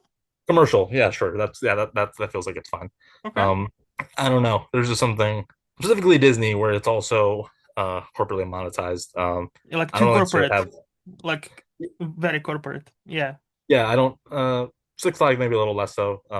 Just because I don't know. There's much more of a maybe it's got a bit of a different vibe. Hmm. But uh, but no, yeah. My opinion are amusement parks bad, and uh, you can go to them if you'd like, but I don't want to be there. Yeah, I was gonna say don't invite the Chris over here. You know he's not gonna go. He's not gonna be a happy bunny. I would like to touch on like first of all when he said especially as I'm getting older and I'm like yeah in your ripe age of 25 yes 100% you old person you If I feel a little older sometimes, not to say like, oh, I've lived a full life, guys. Like it's also messed up. you definitely But speak older than your age. Like you don't speak like a stereotypical 25-year-old person. I will say that. okay, all right, I'll take your word for that. Hmm. No, No, it's a yeah, I mean, compliment. like, It's a compliment. no, Like yeah, I've been told apparently like I can come across like very no that was meant to be compliment. Like you definitely many 25 year olds they speak and they think after and you are very careful about what you say and you I've noticed that even on the Sifto podcast like when you speak you pause quite often just to express yourself to the best of your abilities and I do admire that. no, yeah, no, I appreciate that. I did take it as a compliment as well, but no, yeah, like, as far as 25, not necessarily too old, even Hmm. though there has come a point in my own life to where it's just a thought that's crept up on me from Hmm. time to time to where I'm getting older. Do I Yep. like this? I Not really, but I respect. I can see the I can respect the process of transitioning from or sort of coming of age Hmm. from one stage of life to the next as you gain more perspective. So I know that there's something inherently a bit graceful perhaps or something very Hmm. human about growing older. Hmm. But uh but no, there are some times where like oh my God, in a couple of years I'll be 30 and in a few more years I'll be I don't know, maybe I'll be 40. 40. And then oh man, where did the time go? Yep. Yep. And I No, don't want I and in that time, I if I can avoid amusement parks, I will. That's fair. That's fair. No, like it's all relative, isn't it? Like, you're still young, but you're too old for Leo DiCaprio to date you. So hey, it's all relative. Like it is what it is. I know, but I totally get like I think I used to feel like that when I was your age because I'm well 9 years older. Oh, I'm gonna be 34 this year. So Okay. I can relate to what you're saying. When I was 25, I was like, damn. I'm a quarter of a century old. That's fucking insane. And then you turn 30 and you're like, oh shit. And then, 35 is creeping along for me. And I'm like, oh, I don't feel 35, but I am. Oh, almost. So it's like, oh shit. And then, like as you mentioned, and then there's the 40 age that's creeping along and it's getting closer and closer. And you think, I don't think I'm that old. But like, time does fly. And if it comes to theme parks, this might surprise you. I've never been to single one. I've never been to any Disneyland. I've never been to any theme park like that. So my girlfriend wants to go to Disneyland because she's been several times and she likes it. I'm like, look, yeah, we can go. Like now they have Star Wars and Marvel, so I'll at least enjoy some of it. Yeah, But yeah. it's I will caveat this mhm, only slightly. mhm. Out of interest's sake, I would if I were able to have a more in-depth understanding of the language. If I'm not mistaken, or I believe I have this correct, there is the Studio Ghibli theme park in somewhere in Japan. I believe so. Um, Yeah. I'd be interested in going and doing having that experience. Just for if for nothing else, it Hayao Miyazaki and I guess directors who have worked under that banner Hmm. are very much will forever have my respect. Pretty much, it's very Hmm. much a genre of movies that I find endlessly fascinating and also endearing and human and kind of romantic. Hmm. Hmm. But uh, so maybe just to be in a similar adjacent setting could be no, I bet it definitely would be worth the experience. So that if I will end up going to a theme park, or if I could, I would go to that one. See, it's so funny. Again, we might live in a simulation because just this week I had a conversation with a colleague of mine who is going to Japan soon, and he said there's a I don't know if it's Disney World or Land in Tokyo, one of them, but apparently it's fairly cheap to go there and it's awesome. So like he's like, "Oh yeah, if she wants to go to Disneyland, just take her to Tokyo." I'm like, "Yeah, sure." Like, let me grab a plane and just, fucking fly to Tokyo from Scotland. Not a big deal. Sounds So, fun. Yeah. yeah. But like no, but I totally get like again, like I know what you're getting at, especially with the commercial, like everything being so commercial. And now I had a friends who've been to Disney in both Florida and Paris, and like they described it to me like, oh, you need to get this app if you want to go this and this hours, and you can skip queues, and then it's like so much on, like it's no Yeah. longer just, oh, you're paying a ticket for 1 day pass and that's it. Now, if you want to beat the queues, there's an extra charge. If you want to do this, there's an extra charge. If you want to stay in a hotel close by, that's gonna cost you fucking arm and leg. And it's like, ah, shit. No, yeah. No, that's also another aspect that I didn't bring up. It's the I don't mind spending money on things if I think it's worth the time, Yeah. necessarily. But with them specifically, it's just like they're just following the trends of the oh we need to get them get the most worth, get do the price gouging thing. Yeah. Like I remember the last uh or this wasn't even me, but I think maybe like 2 or 3 years ago, my older brother and his partner, his wife, they went Hmm. to or I think they went to just the Florida one, the Disney Yeah. World. I think on like a trip of sorts. And when they came back, they brought with them like two of their like whatever the lightsabers that they sell, where they're Hmm. like obviously not like really like the toy ones. They're like a bit more realistic. Yeah. Um, I think collectively they cost like $400 or something, or like well, maybe more. It Hmm. was like even when he got back, he was saying, "Oh, I'm never gonna use this. Like, this was a momentary purchase that I kind of regret." I was like, that might be me, but no, I would almost definitely have if I did make the same decision. I would like, yeah, this wasn't worth it. Hmm. It's just sitting in this room somewhere. I was gonna say it's just gonna end up either like someplace in a room or on a wall, and every once in a while you look at it and it's like, oh yeah, that's from Yeah, that time when we went to Disney. That's about yeah, it. pretty much about it. And then I guess he brought it out, and I guess because I think there's like a red one and a green one or something, or maybe one of them's blue. Hmm. And I remember having a little mini Star Wars battle with somebody. Uh, and that's about the most enjoyment you can get. Uh, Yeah. I don't know how often you want to do that though, but it's I mean yeah it's possession. It's just momentary things that just I don't know bring about a little bit of joy. Hmm. But being surrounded by that stuff at some of these parks are I don't know it sets off an alarm for me. No, I get it. Like, last thing I'll say about this, I again haven't been to a theme park, but speaking of Star Wars and lightsabers, he just reminded me. because of my work, I got to travel to Singapore. And when I was there, I visited this mall, and they had some sort of Star Wars thing going on where, people were dressed up as, like knights and shit like that. And they were selling these like beautifully crafted lightsabers that actually worked. Obviously, like, not worked as an actual lightsaber, but like, as close to like, you can tell they're expensive. And I was like, oh, that'd be so cool to have. But then I walked out and I'm like, would it be cool to have, or would it just be a waste of money and I would not use it at all? And it would cost me a couple of hundred of pounds. Yeah. No, yeah, no. These, it's. I mean, I can relate to that purchase or the need to or the want to maybe splurge a little bit, even though I'm not Hmm. necessarily like a big shopper Yeah. necessarily. Uh, I fall more into the I don't know, I'll save what I can and then I'll wait for something to come along. Hmm. But no, like I remember the like I just recorded an episode of the Sip Hop podcast a few weeks ago with where we talked about Phantom Thread and After Sun.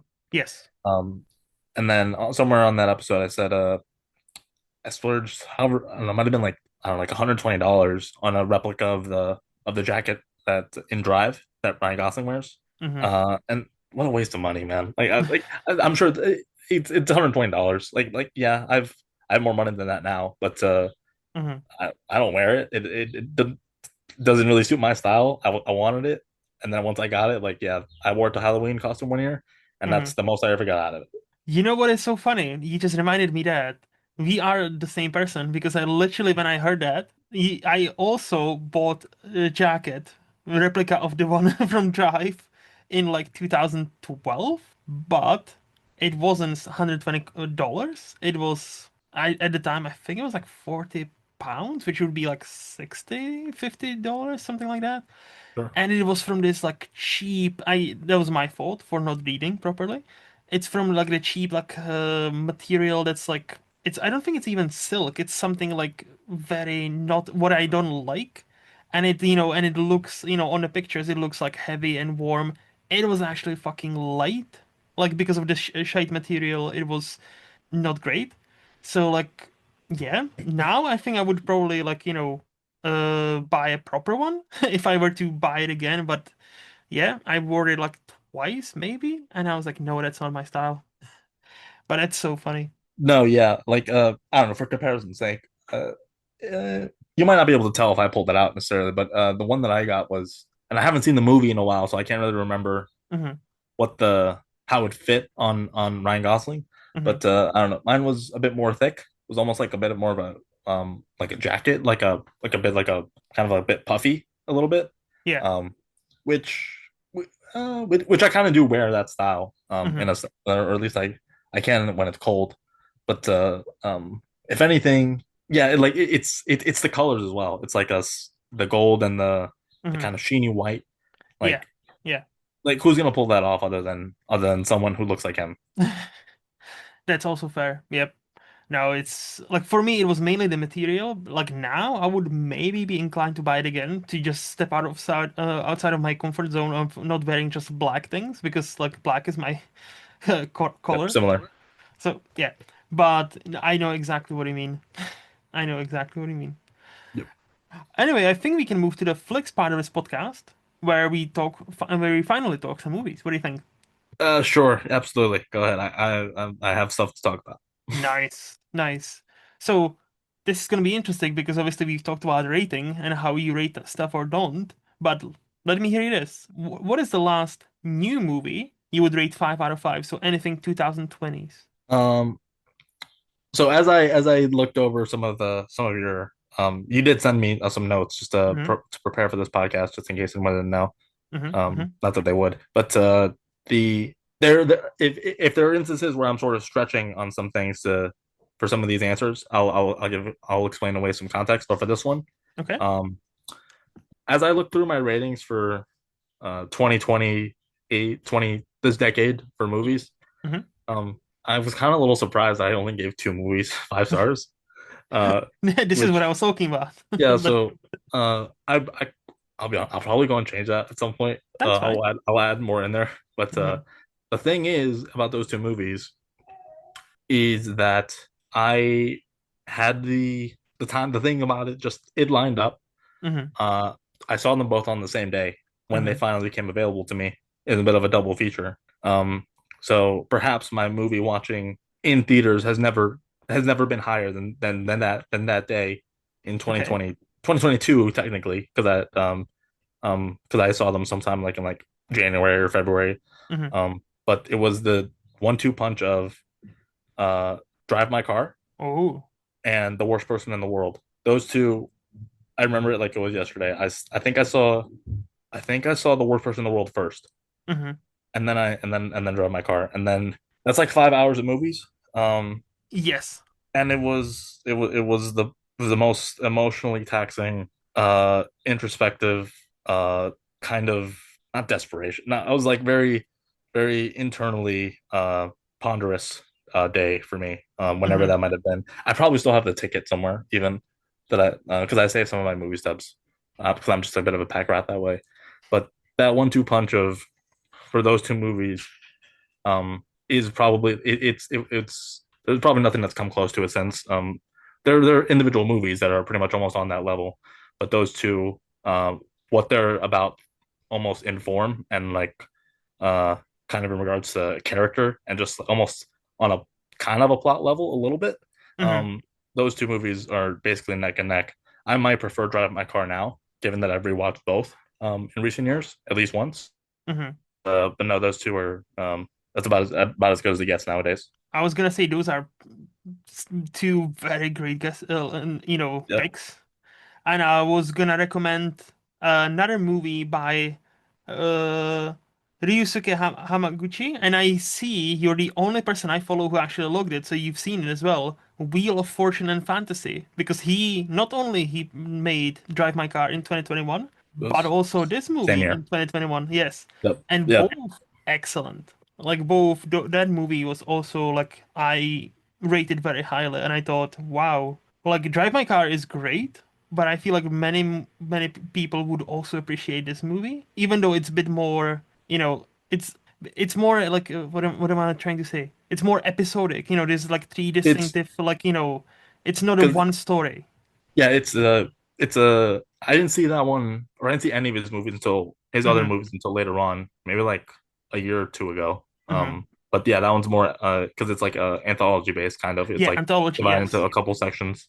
Hmm. Um, yeah, his and I feel kind of bad because I haven't done the same for Joaquin Trier. I've Hmm. only That's the only movie I've seen of his still.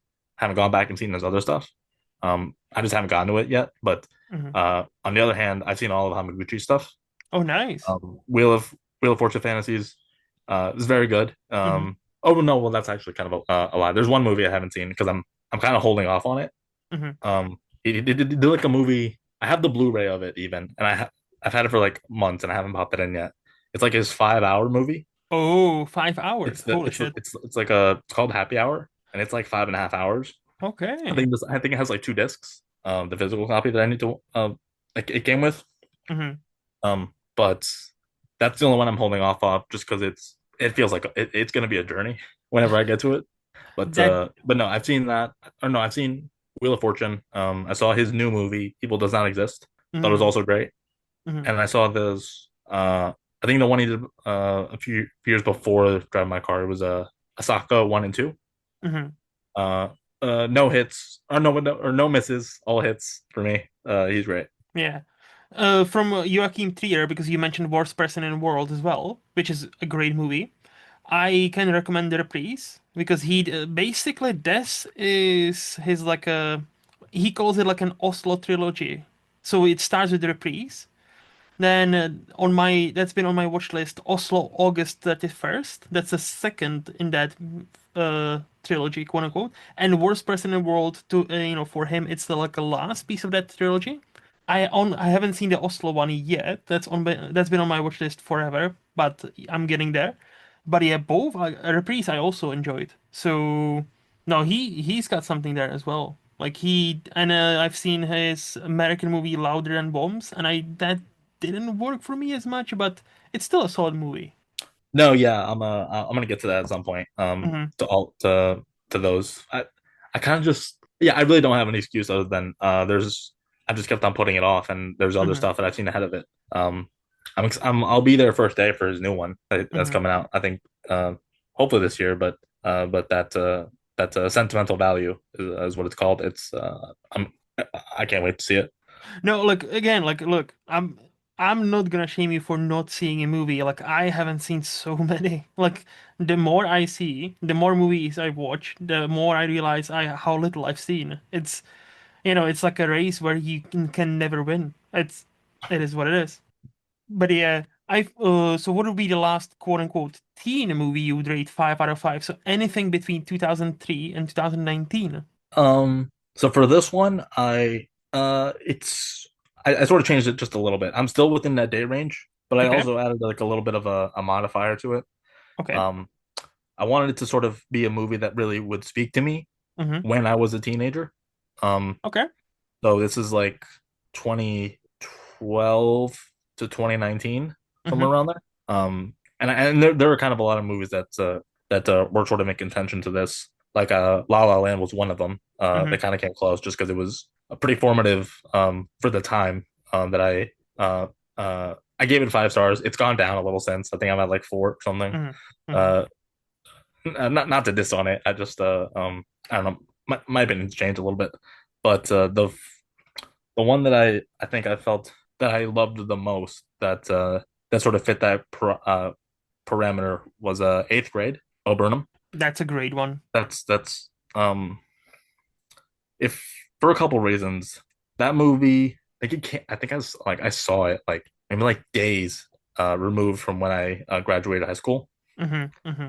and considering what that movie's about of just it's yeah it's the main character's a is not a guy, it's a girl, but that's almost could not matter less with how effective and how reassured the intent behind that movie was like as both as it was written and sort of directed.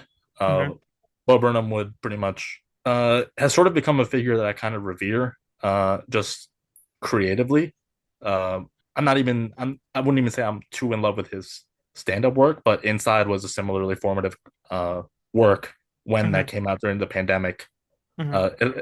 In a sense, that could almost be like my answer to the previous question. It was I thought it was that good, but eighth grade it really tapped into a very memorable experience for me, both when I was around her age and sort of growing up. And there are movies that have touched on it. Have like coming of age is not necessarily a new genre. There's plenty of Mm-hmm. them, plenty of good ones, plenty of kind of okay ones. Uh, this one, this one might be the best. It might just be it's that good. I love it so much. No, it's eighth grade is so fucking awesome. The main actress, what's her name? Elsie? Elsie Uh, Fisher. yeah, Elsie Fisher. Yeah, she's awesome. And I haven't really seen her in much more since. I don't know what's maybe she's been in many movies I just haven't watched. I don't know. But I thought she was awesome. I thought the movie, as he said, I'm also not a girl. I haven't gone through what she's gone through, but it was oddly relatable. So I can definitely sympathize with that. And what you touched on, like it just hit you in the right spot when you just finished high school and you watched this movie. I have a similar experience with a movie. I'll probably refuse to rewatch ever just to keep that memory of that. Have you ever heard of or seen It's a Kind of Funny Story from 2010, I believe? I haven't even heard of this. No. It's Zach Galifianakis, Lauren Graham, and there's some other people, but it's kind of this weird, quirky, like a quote unquote comedy, quote unquote drama, but it's basically about this teenager who kind of goes insane, but not really. And it's about how like he feels so much pressure to deal with his like up and coming life that he doesn't know what to do. And the movie, it objectively is probably like okay. And if I were to rewatch it, I would probably be like, yeah, it was just fine. But if you go to my letterboxd, I rated it 5 out of 5 because that hit me in an age where I finished high school. I watched it like 2011, just as I finished high school, going to college, and it hit me in that spot where like, yeah, what's gonna happen now with my life, and how do I deal with that, and how do I process that? And that movie was so relatable that I was like, damn, that movie just like spoke to me on a higher level. So now I imagine if I were to rewatch it, it would be like, yeah, this is fine movie. Doesn't deserve 5 out of 5, but you know what? I'm not gonna taint that memory from 2011. I'm just gonna leave it as it is because I feel like that's, there was part of me that loved that movie, and I has still probably a weak spot for it. No, yeah, I totally get that. It's kind of just to leave the memory alone for what it Yeah. was. Because this maybe hasn't been the case too much for me to where I've gone back and not soured, but the memory sort of diminished. Hmm. If I spent some time thinking about it, I could probably come up with one. But no, yeah, I've had that experience before, sort of. But Yeah. no, yeah, when something's super when the timing lines up and the movie's doing what it's sort of supposed to, either intentionally or not, there's a very interesting uh, feeling that can sort of stew or sort of become sort of stem from that. Hmm. And there were like other movies around that time that did a similar thing. Hmm. But I think what was special about eighth grade uh, for me was the setting in because I was kind of late to the technological influence Hmm. that it's sort of talking about. I didn't really I was much more analog up until like 13 or so. Hmm. To where I did the things that I almost feel like are gone. Not really gone, but there's the experience of growing up is just different. Like I'd go outside, I'd do things, I'd Yeah. stay inside, and but I wouldn't necessarily be on my phone or have too much of a invested interest in trying to engage with the sort of the rise of the things that it shows, like of the it's got I don't think it shows Facebook, but it definitely got Snapchat. It's got the Instagram Hmm. from that Hmm. time, and that was sort of a thing that I'd been exposed to from that age onward, to where when I could sort of look, not even look back, sort of just look like directly at, because Hmm. we were still there, and it's sort of still there now. If anything, if anything, it's gotten a lot more prevalent. But no, yeah, sort of just seeing how her relationship with either approval or some sort of need or or sort of a need that maybe she doesn't even fully understand Hmm. uh, for either connection or attention or self-respect or approval from other places uh, that also seemingly don't involve family until she learns that lesson later on. Hmm. Uh, it was a sort of a precursor slash stark reminder of where I was at, and then where and I'm sure that that was the experience for a lot of people. For I imagine for girls especially, even because because no, yeah, that was it feels like a very there are certain movies that I would call sort of have a universal uh effect or a feeling or that can be universal in how people receive them. Hmm. For me, this is a hard one to where this would almost certainly be in that category to where I don't for certain people of a generation, maybe like people who grew up beforehand maybe wouldn't really connect to it as much. But from this point onward, I imagine people will be able to look at this and be like, oh yeah, this is like they're really doing something here to where they really called out or they sort of point attention to a certain a feeling or Hmm. just like an effect that internet as a whole could have. It's a great movie. 100%. I echo everything you said. I think, as we've talked about before, movies are great time capsules, and I think that's one of those. Eighth grade is specifically a great time capsule of, hey, this is how we, 2018 looked like this, and I genuinely believe in 20 years, this will be regarded as one of those movies that perfectly reflects, hey, how is it, if you had kids and you'll, let's say, be 40, 50, and your kids will ask you, how was it like when you were growing up in, the 2010s? You put that movie on, and it will transport you there, like, with your Snapchats, with the Facebooks, and all of that, like, everybody's, on social media. I think it's a great time capsule movie and a great movie, period. 100%. No, yeah, agreed. Pretty much, totally. And Even on like a bit of a side tangent though, like tell me. when movies sort of hit you at the right place, had a similar but also different experience with I don't know if you saw it. I think it was this was last year, I believe. Dee Dee. Not yet, but I heard great things. Great. No, yeah, it's a great movie. I'm gonna be interested in what that director does next. I think his name is Sean Wang, but it Hmm. does a similar thing. It's got a boy at the protagonist this time. Hmm. Kind of is a bit more consequential, or sort of just how it relates to dudes, I get, or just like, or maybe it was sort of indicative of his experience because I believe that director's a bit young, Hmm. but the setting of that movie because I'm like 6 years older than I was in it when I saw eighth grade. It's what it's looking back on is like it gave me a much different feeling Hmm. to where it's got elements of eighth grade in there, but it's also man they're like watching YouTube and they're like making like skate videos and such, and they're like I don't know they're just like they're guys doing dumb stuff, and they're Hmm. I don't know uh, they're got like girl issues, and it's like what it's sort of being nostalgic about is too close to where I'm at to where like yeah like if we're being nostalgic about this like yeah wow I'm back to the age thing like this isn't Hmm. helping. I'm I getting know. older. Yeah. No, you're not the first person to mention Didi, and I have been hearing great things about it. Unfortunately, it's not anywhere close to where I am right now. So like I cannot watch it, but hopefully at some point it will land on one of the streaming services I pay for, and I'll get to watch it because I definitely seems like one of the highlights from last year. Yeah, no, it was a very no, yeah, it's a huge recommend. Yeah, it was one Hmm. of maybe not the upper echelon of my favorites, but it was near there. Okay, okay. So what would be the last quote unquote adult movie you would rate 5 out of 5? So anything between 2002 and 1975. Um, Similar kind of to the last one. Hmm. I'm still within the age range or the year range. But I kind of picked something that I did see recently, sort of.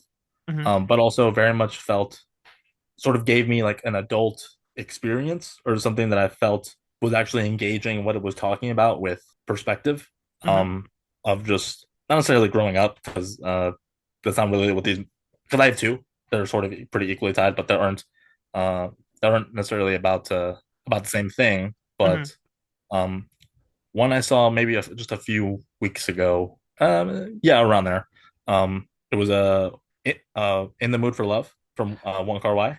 I still haven't watched this, but like I know it's supposed to be amazing. I've heard Oh, tales of how great that movie is, and it still escapes me. Like there was a funny story about this movie specifically.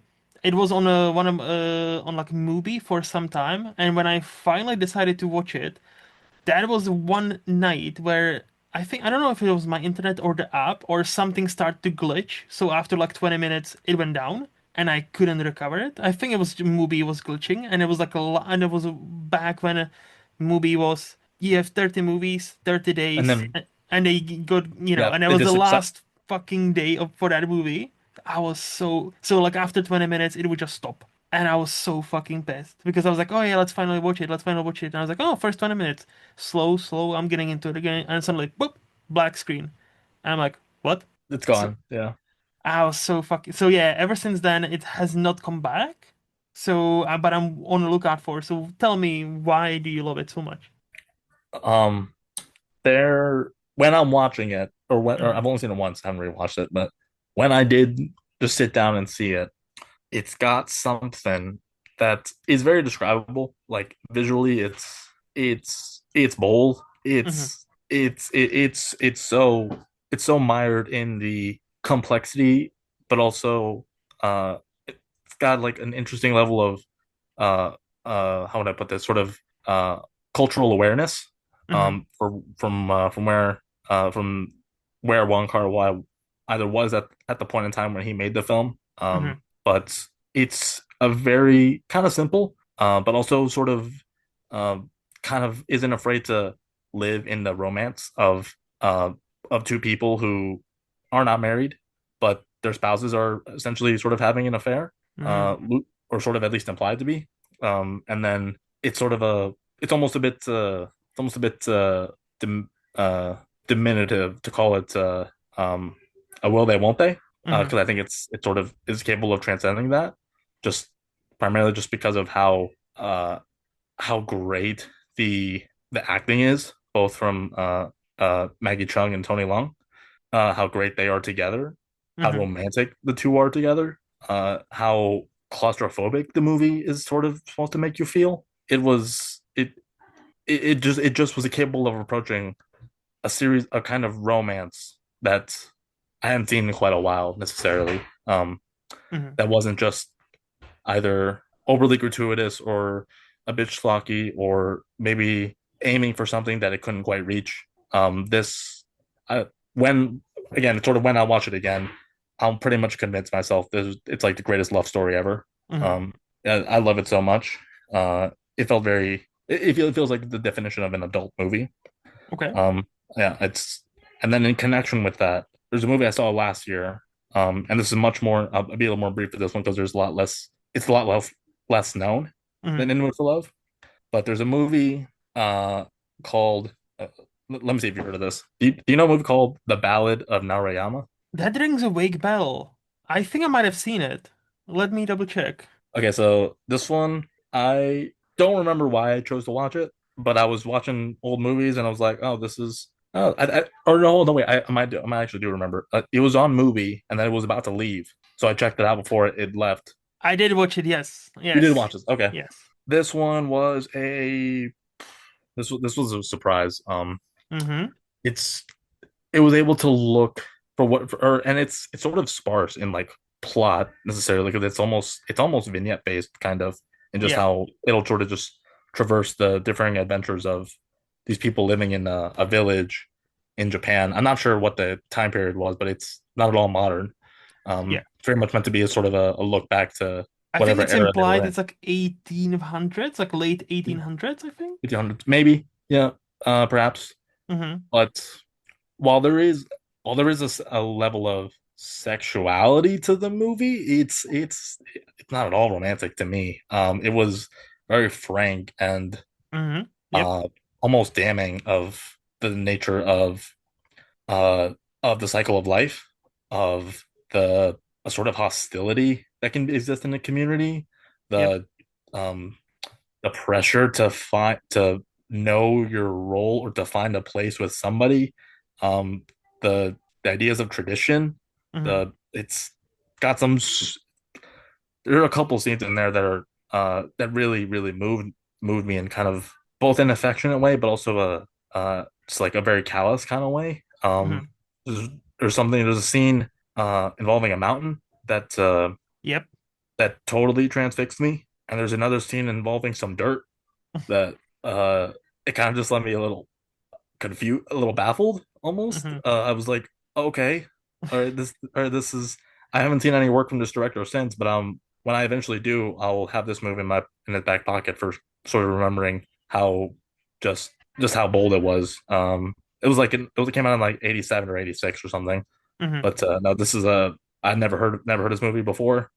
Uh, it's one of my favorites of all time. It's great. Great adult No, movie.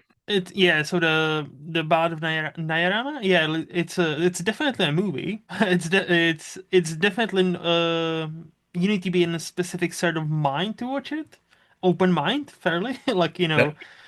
And unfortunately, again, I cannot comment on In the Mood for Love besides what I've already said. I hear amazing things from many cinephiles, and I cannot wait for a streaming service to bring it back. Maybe Mubi again. Hey, hopefully.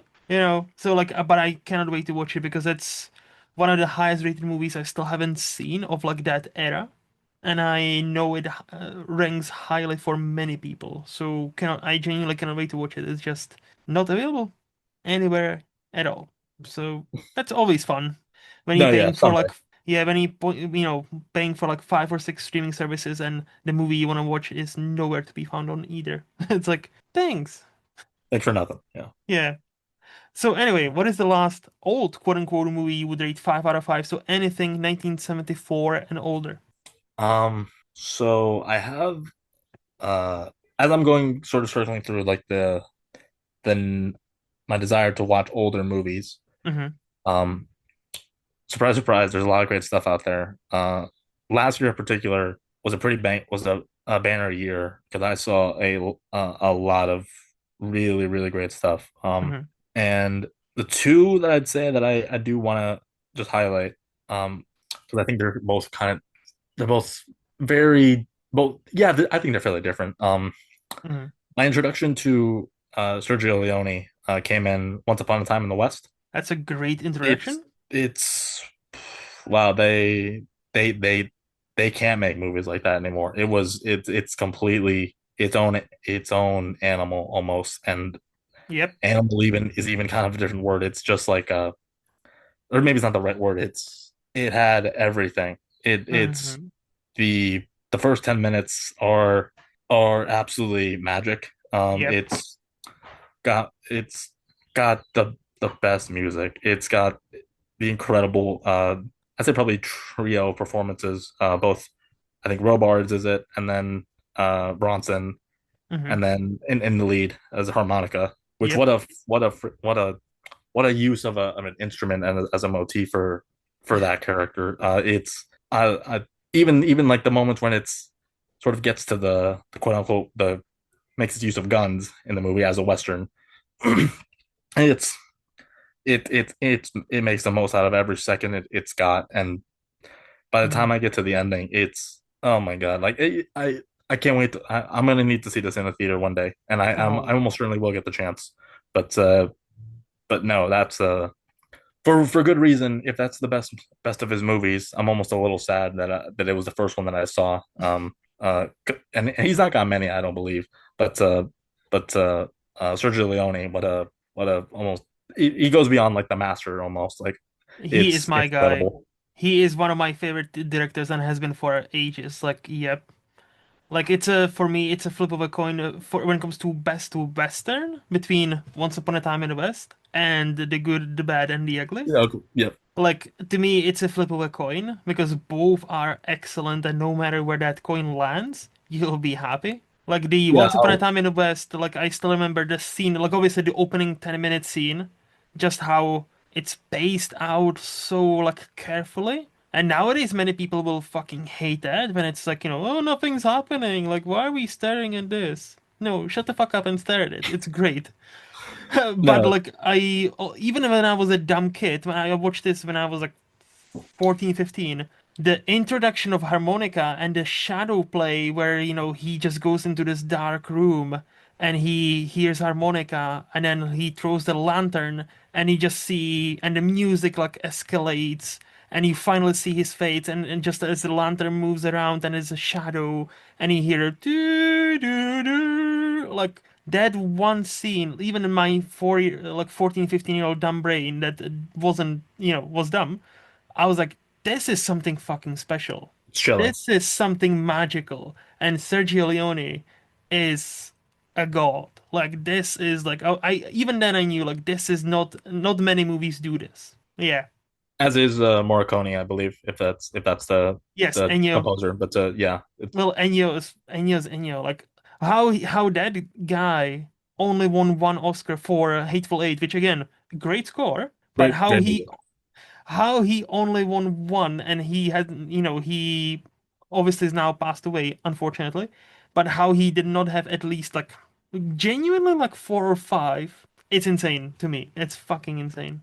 Nobody, No, you yeah, mentioned he had a second movie, so it's yeah, sort of similar to uh Narayama. I mhm, think probably in comparison to Once Upon a Time, it's a much less, I think, less known one um, that I saw at around a similar time. mhm, Um, it's from 1971. mhm. It's called Walkabout. I heard of You've this. heard of this? Okay, all right. Haven't seen it then. No. No, okay. This is from director Nicholas Rogg, Mhm, who I hadn't really heard of, or I'd heard of I heard of this movie a long time ago. mhm, Never saw it until I think one day I saw it was I saw the I think it was at like a Barnes and Noble, and I saw the Criterion collection. mhm, They had this movie, and it was on sale, so I think I got it then. And then I watched it, and it's also its own. This one is far more appropriate for the idea of being its own animal. That mhm, feels like a more descriptive term because of how not it's similar to Once Upon a Time just environmentally because mhm, it's yeah it's not the Old West or something or wherever they may have shot that movie out in the desert, but it is the Australian outback, mhm. which is also very uh I don't know, desolate in its own way. Yeah.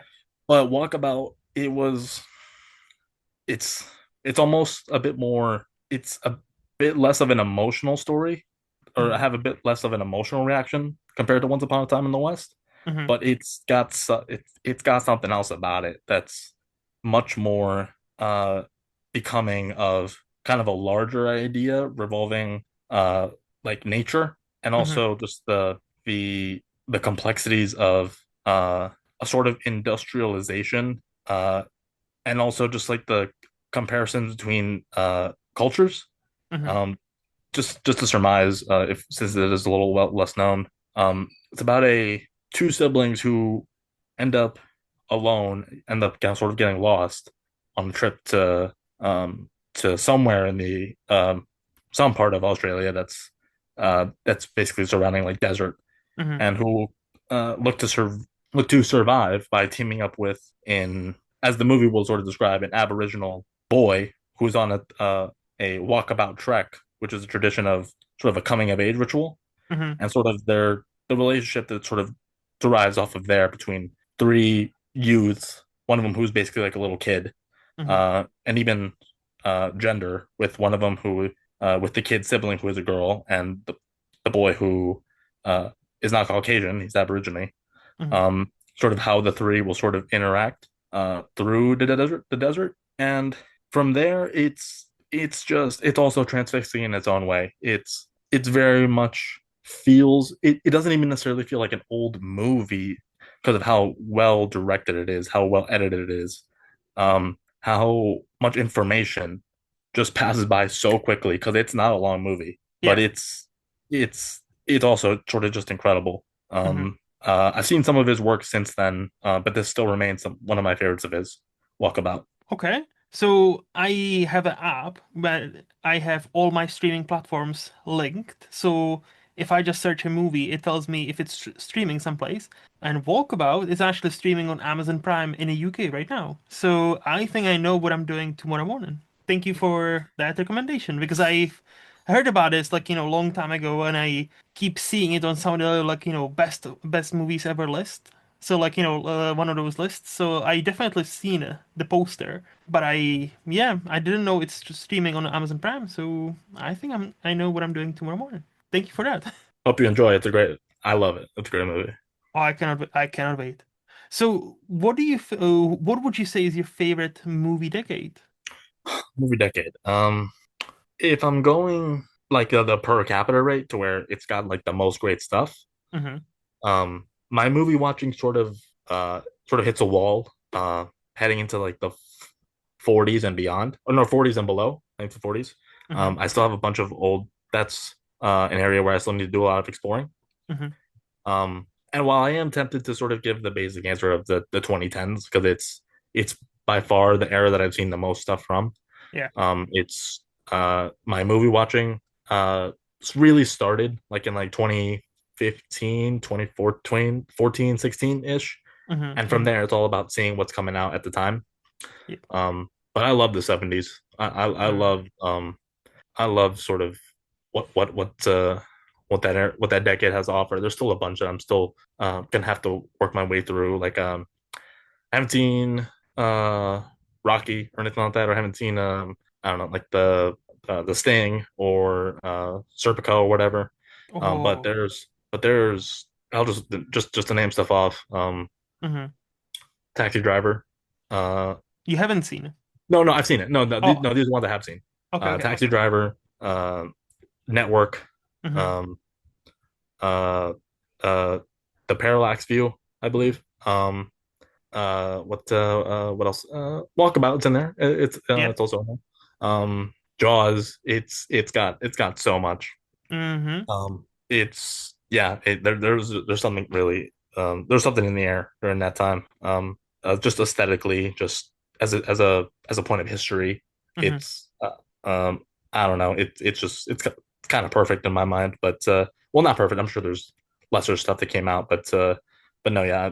As I'm making my way through that period, and there's a lot of stuff there that excites me. No, so if you haven't seen Rocky, Serpico, and what was the third one? What You did I say? mentioned The Sting? Sting, yes. All are excellent movies, and I envy that you get to experience them for the first time because, like, all of them. are excellent movies. Like the Yeah, 70s is a great pick. no, it's a great decade. No, there are more. Like I haven't seen Nashville. I haven't seen Hmm. what's the Dog Day Afternoon. Oh, that's Um also a great one. That's uh and yeah, but no, but there I mean yeah, it's got a lot. I love the French Connection. mhm. Um For some reason, to me, that's a default 70s movie. Every time somebody mentions the 70s, I always go to The French Connection and Conversation. Those yep. two are kind of like default 70s for me, like Gene Hackman. Oh yeah, Apocalypse Now as well. Oh Oh, wow. That's yeah, great. Apocalypse. Yeah. That's I need to rewatch that, but no, that's yeah, that's on my shelf. That's there. I have the director's cut like in the 4K, so that's definitely getting watched at some point because like I watched it once and I was like, damn, that's a movie. But I think now I would definitely appreciate it much more.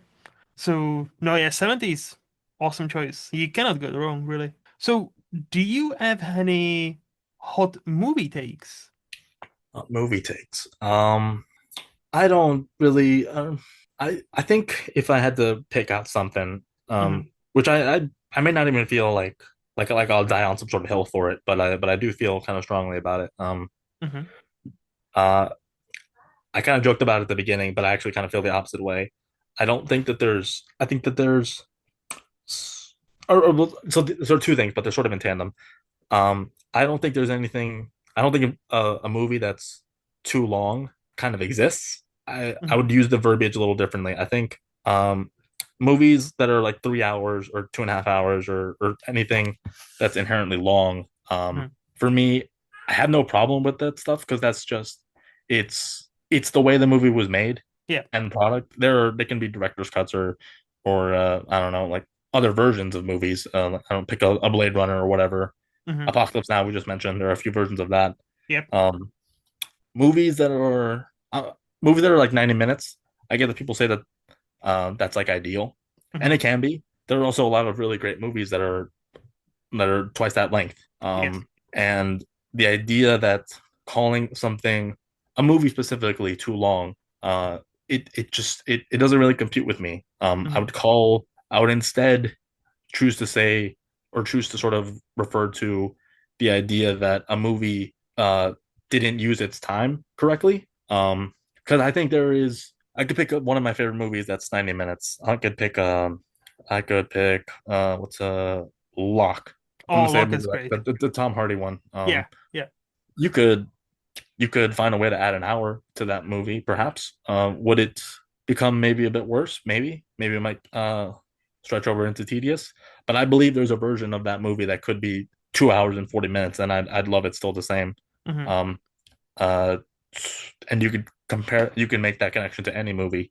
Hmm. Uh, there's there are cuts, maybe there's room for knowing when to trim down on some stuff or knowing when something is either superfluous or just doesn't necessarily needed Hmm. in your movie, Hmm. but but to just insist that something a movie has to be under 2 hours for it to really be watchable it doesn't I don't really accept that. Hmm. And then on the other side, or sort of in tandem with that, uh, I also kind of have uh, this one maybe is a little bit less of a hot take. I don't think that the idea of sort of when people use the phrase they're trying too hard, Hmm. there's something off about the intended context behind what how some people are referring to that. Hmm. Um, I don't think there's anything wrong with someone putting forth their best effort in anything. It might not necessarily the end result may not be amazing, or it may not result in something that is even some like in the harshest of examples may not be necessarily felt like it was worth my time. Hmm. Um, but or maybe if someone's reaching for some level of I could say awards pretty easily. And there is a bit of pretension in that goal, but I don't mind someone either taking a risk or really banking on something, uh, both in either format or in a release strategy or in performance that is inherently flawed. Hmm. I think people are just trying to do either their best, and maybe they have goals that they want to achieve. Like I think of a few months back when Timothy Chalamet, when he won that SAG and he gave that speech for Oh yeah. the Complete Unknown. Hmm. He articulated himself very well, and that he showed something that I've been wanting to see a bit more of at least from a certain generation of actor. That he's not he I totally believe that he's here because he loves his art form and he loves getting to do the things that he's doing, and he feels I don't know, blessed to be able to do it and whatnot. But if he's gonna commit himself to producing movies, acting in movies, whatnot, Hmm. if he wants to be attain a certain level of greatness, I don't begrudge him for that. Hmm. I wouldn't begrudge if anybody else had really said that, or maybe if they were a bit more bullish about it, Hmm. could come off a bit I don't know, a bit narcissistic. But he's but if you have those goals and you're willing to really put your money where your mouth is and work for them, which he seems to be doing, because I'm trying to remember what the last movie of his that I wasn't so crazy about. But Hmm. he works hard at what he does, and well, it's probably the Don't Look Up movie. Now that I think about it, but he's committed himself to Dune, to Dylan, to Hmm. uh, this uh the movie that he did this year, or that will come out this year, Marty Supreme, Yeah. um, with the Safdie. He's working hard, and I respect it. No, yeah. I so two different things. So let's start with this one. Like I totally get what you mean. And like for Timothée Chalamet, I didn't watch the entire speech, but I seen the highlights. And I don't think like I know some people pile up on him, but I'm like, don't we want that though? Don't we want somebody who strives for perfection and strives to be the best? And I don't think he said anything wrong. Like I was like because like like I think we are so used to like oh yeah, just like I shouldn't have won. Almost like in nowadays, this generation is almost like apologetic for like, oh, I'm sorry, I'm winning all the time, and he's just like, no, I do want to be there in between the greatest. I do want to be recognized as one of the best of my generation, and I found that refreshing. Like he's not by any means my favorite actor, but I really like him. So when he made that speech, I'm like, yeah. I don't think he said anything controversial. I don't think he said anything that I would disagree with. Like he just is a passionate dude. Yeah, let him be passionate.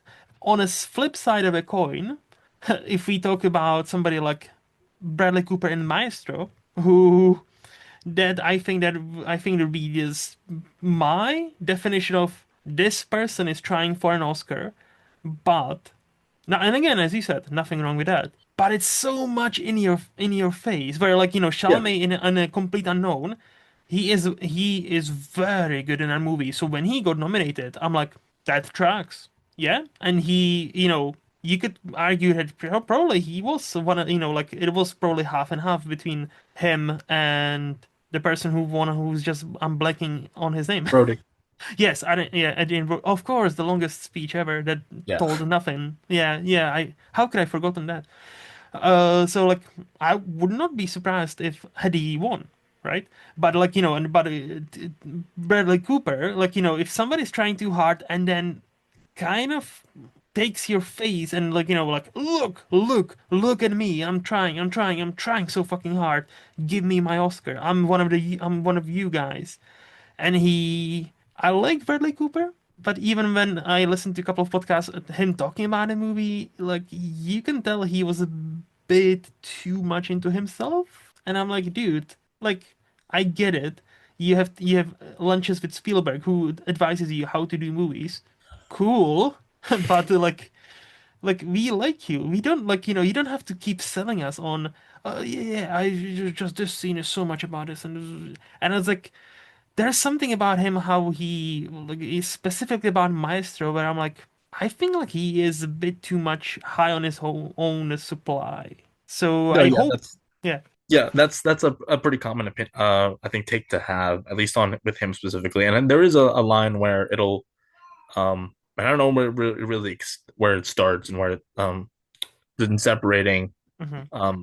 someone like who's really self-satisfied kind of with themselves. Other like Cooper's a good example, Hmm. but What's I think Jared Leto would oh, be one of them, except yeah, he, okay.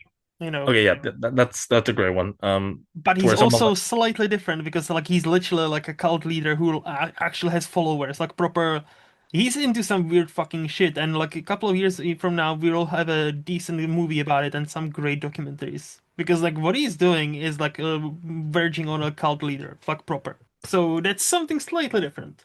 yeah, yeah, or well, he's probably like a bad egg. I'll be honest. Like you can never be too fully trusting on But he's who's an on Oscar winner. who, yeah, He who's did on. he did win that Oscar too. Unfortunately, um, And I did not understand that whatsoever. Like everybody was praising him for the Dallas Buyers Club, and I saw it, and I'm like, it's fine. really, really, That okay. yeah, the movie doesn't utilize him properly in the way that other movies kind of uh I maybe used to, but mhm, no, yeah, there is something in uh so something about similar to Cooper, but also not directly tied to it mhm, when directors, especially new directors, do that and also act in the movie. mhm, Um, maybe that's the kind of a decent indication for how where the line is kind of to where you're sort of indicating it's really you at the center of this. mhm. And maybe and this was a problem with, or not really a problem, but it was a critique of that sort of affected my opinion of A Star Is Born. Yep, Good movie, sure. good. It's all right. It, Yep. it but it just becomes so much about, or it can't be tied away from the presence of him behind the camera and in front of it. The two have to be connected. Yes. And maybe he's one of the worst, one of the more extreme examples. And like I'm trying to think of recently. I didn't see Creed 3, but I know Michael B. Jordan was in it. Mhm. And he Obviously, because directed it. Yeah. he's and maybe he did a fine job. Maybe he was the right person to take that on because he did the first two. Maybe he's been interested in directing for a while. So okay, maybe that was a good example. I like to think of Ben Affleck as well. Mhm. He wasn't in the first movie he directed, which I think is arguably his best, Yes, and he's been in every. I think he's been in front of every movie since then. Um, I which believe so. Yeah. which aren't which none of them are as good, and but even though some of them are still quite very good. Oh yeah. um but no, yeah, that effect changes. Like I think of this also affected my thoughts on Woman of the Hour with Anna Kendrick. Oh, okay. Decent, decent movie, good It movie, is. Yes. uh enjoyable movie. Yeah, there's just something else about it. It just, with actors specifically, when they are in front of the camera, and if they're not necessarily experienced enough to really have that deft hand, Mhm. and it can feel a bit pretentious, um but I still don't necessarily blame that on the amount of effort put into it, because I imagine it's still a very hard thing. um 100%. yeah, but yeah, No, that's where my hot takes kind of end, I guess. I think no, that's also great. Like, okay, so I think with Bradley Cooper, I mean, you said something that kind of opened up why I feel about like because Star is Born, good movie. Don't understand the love for it. Maestro, good movie, and there are people who love that. And I think I know why I have a problem with him as a director. I think a great movie speaks for itself. I think in his movies, you notice everything. You notice the camera work, you notice the editing, you notice the acting, and it's almost like you can understand it, on paper, all of them are excellent, but they don't mesh together. And at least for me, that's and I now thinking about it like retrospectively, even Maestro, the camera work, spectacular.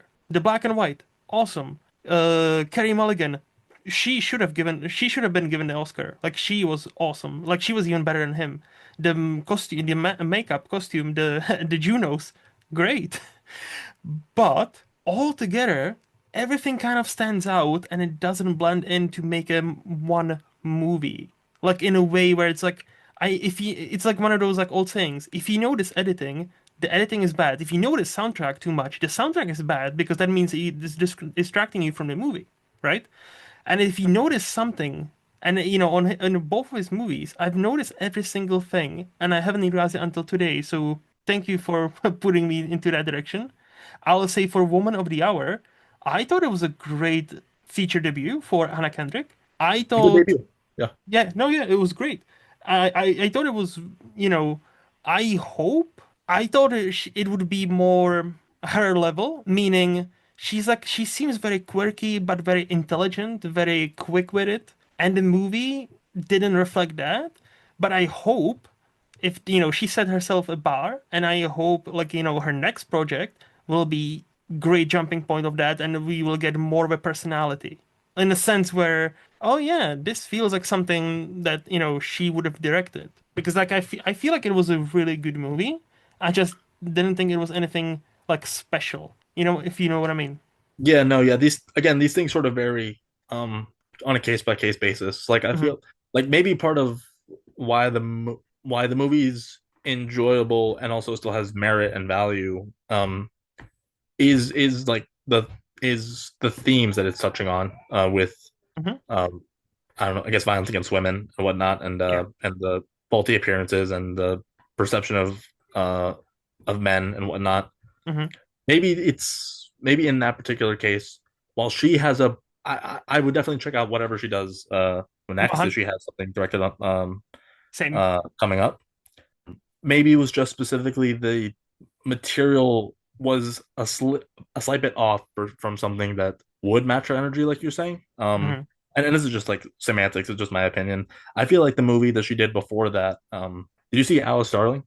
Not yet, but Alice Darling, yeah. Yeah. So that one, it's popping up on my queue. Like it's on my queue. Yes. yeah, yeah. So that feels much more attuned, even though it's also still a bit more serious in tonal Hmm. matter. It's still, I think she said herself that it's much more of a personal Hmm. uh, project when she was developing it, because I think she did produce it, but Oh, that feels okay. much more in line with something that I Hmm. would actually kind of expect, or maybe not expect, but I feel would work better if that was her first project that she Hmm. directed, because Hmm.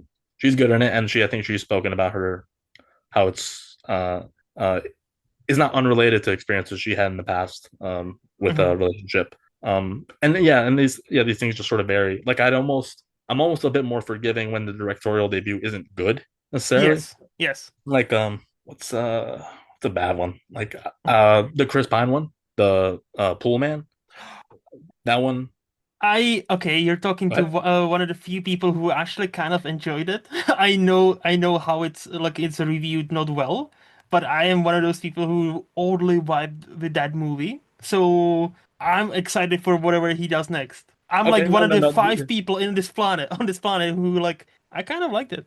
Okay, okay, no, that's fair. But again, But I, objectively, but I, yes, it's a but yeah, yes. I am. But even if overall the movie didn't necessarily hit maybe the way um that may have been intended, Hmm. uh because he's sort of not like face plants. That feels kind of harsh. Hmm. Because it's not really like such an acclaimed work necessarily. I'll say that. Hmm. Um, there's something more earnest in the way that in the ways that it does stumble a little bit, to where Hmm. I think there's obviously room for growth. There's places to go beyond that if directing is still a place that he uh wants to go to. If Yeah. there's something that speaks to them with in terms of material, Hmm. then yeah, there's still something definitely worth checking out. Like there are people who've directed stuff and have never directed since. Like I haven't seen the movie that Ryan Gosling directed, but I hear that one wasn't great either. Oh, you mean Lost River? Yeah. Again, one of the five people, I kind of liked it. Oh, you Like like okay. but again, but I like weird, quirky movies. Okay, so first of all, give me a break. Second, no, it's one of those Lost River and Pullman, the perfect definition of when I tell you you need to be on a certain frequency of this movie, and if you tune into it as the movie starts, you will have a blast. But many people will not, and I totally get it. Like those are such a odd movies.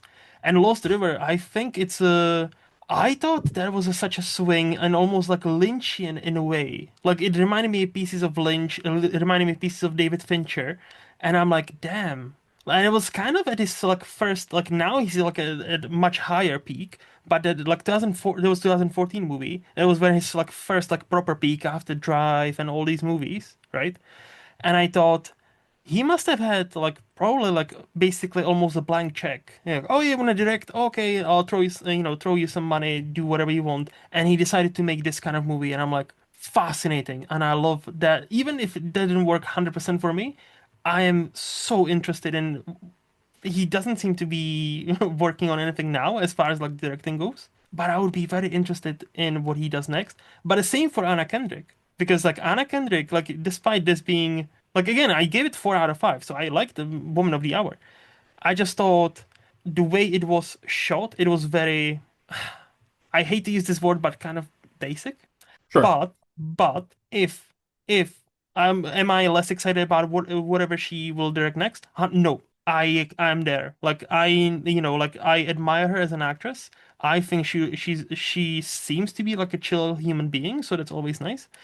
And hey, if she decides to do something else, great, I'll be there. And yeah. No, yeah, I can't say disagree with too much of at least with her specifically, but Mhm. in regards to Lost River, I'll definitely keep that in mind whenever I check that out. I'll check it out at some point. Um, Look, I'm again like I think you're totally right. I'm in a minority. I understand I'm on an island, but like if you like, and I've seen you have gone through David Lynch. I've seen your rating every David Lynch movie, and if you liked most of it, I feel like you might vibe with Lost River a bit more than the average person. But so just so we don't get stuck on this, and then we actually move to the second point as well. You said like not too, movies that are like too long and stuff. There's yeah, no such thing. 100% agree, by the way. I have learned to say this phrase. I don't mind if the movie is 5 hours long. Does it justify its length? Because we've mentioned several of them already. Once Upon a Time in the West, The Good, the Bad, and the Ugly, The Brutalist. Those are not short movies by any stretch, but each of those justify their length. They cannot. I wouldn't know what to cut from them. I don't think there's a frame you can cut off those movies. So if the movie justifies its length, I don't. Yeah, give me 4 hour movie. I don't care. But do it as a brutalist, like Brutalist did it. Give me an intermission in the middle so I can, go to the toilet if I need to or stretch my legs because, like, and in at home, I don't mind watching 3 4 hour movie, for a 4 hour movie because I have a controller. I can pause take it a break. Yeah, anytime I want, and like, go pee, fill up my water, continue. Whereas in the cinema, I'm one of those people who I don't want to go to the toilet. I don't want to miss a single second. So if you, as I said it for many a time, Scorsese, Killers of the Flower Moon, give me 4 hours. That's fine. Give me a minute. Give me a fucking intermission. That's all I'm asking. Like, and if you give me an intermission, I'll be there. I'll support your movie. If it's 5 hours long, I don't care. But give me the intermission. So that's what I always said. I don't mind short movies. I don't mind long movies as long as they justify their length. no, yeah, no, very very valid. Like Killers.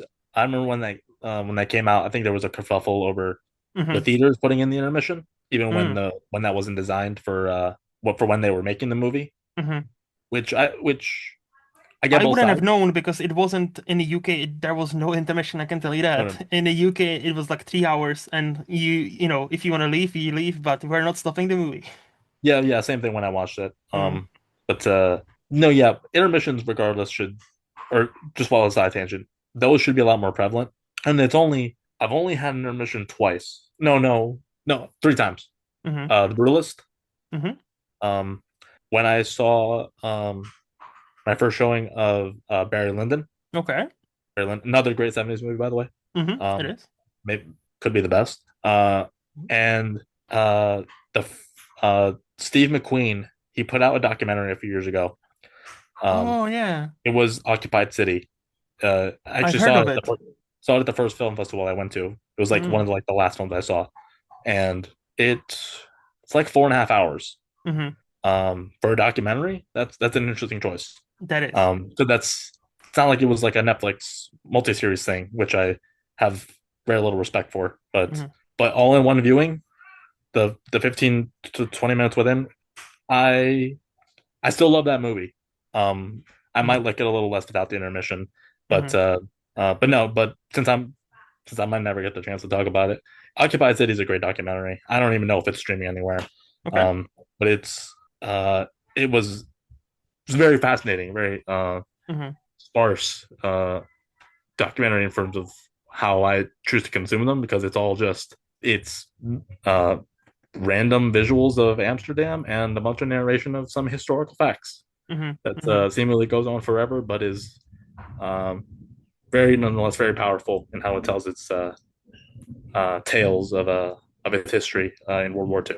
But still very Yeah. good. Okay. No, I've heard of this, but documentaries are my blind spot. Like I don't really watch any. I know I should. I know I should be watching much more.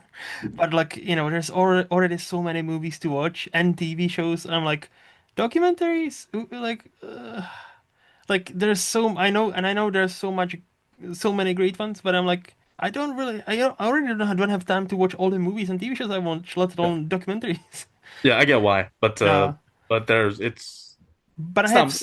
not by no means it's my favorite. By no means I isn't my know. favorite, but it's kind of up there. I know. It's very But see, valuable. the intermission part, exactly the same. I only had two. Brutalist was the first one, and or the latest one, sorry.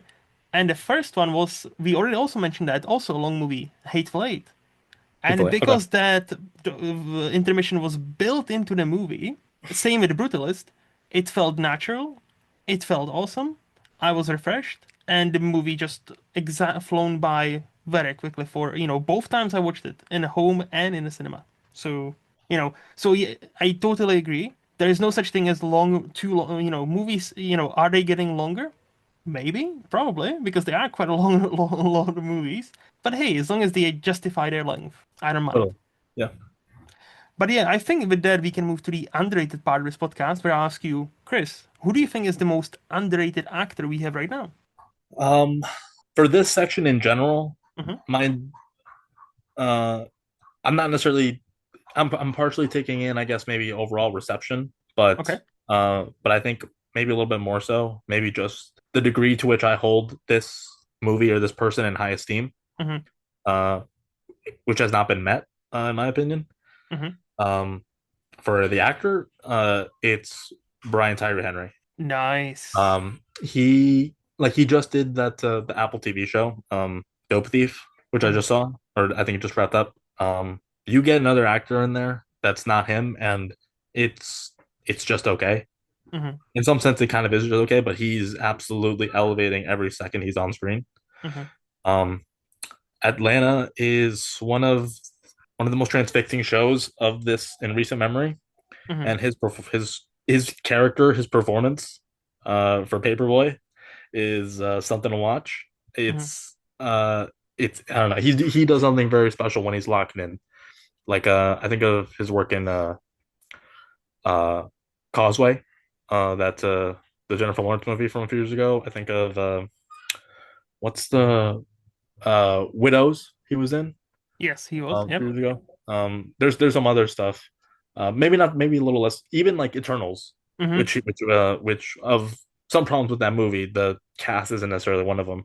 Like he can absolutely lock in to a degree that I think is for from his generation because I think he's like 40 or something like that. Hmm. He absolutely feels like that dude. Who I is is very I think very absolutely very well respected, but I think he's uh just astonishing. No, 100%. Like seems like, it's weird because he's not like quote unquote young. As you said, he's around 40. But like he seems like an up and comer, really. Like, he's Yeah, just, yeah. because Atlanta started like 2016, so Yes. he's sort of been on. I believe I'm assuming he did go to like a theater school or something, or was trained somewhere. But as far as acting on screen, TV and movies, it's only got it's like a decade in, and Hmm. he's a very recognizable name. Yeah, So no, 100%. And yeah, I've liked him in everything. Like I haven't seen him in much, but like I still haven't seen like Atlanta, for example. It's on my list. It is on my list, so I'm getting there. But in everything I've seen him in, like even in a movie like Bullet Train, I thought he was great. he's fun. He's fun. He's fun in some of those movies that he's sort of in. Like I'm also okay. All right, so he's also in. He's a great vocal performer in Spider Verse. He's a Miles' Yes. dad. Yeah, he's in that. He's in what is he in? He did the Fire Inside.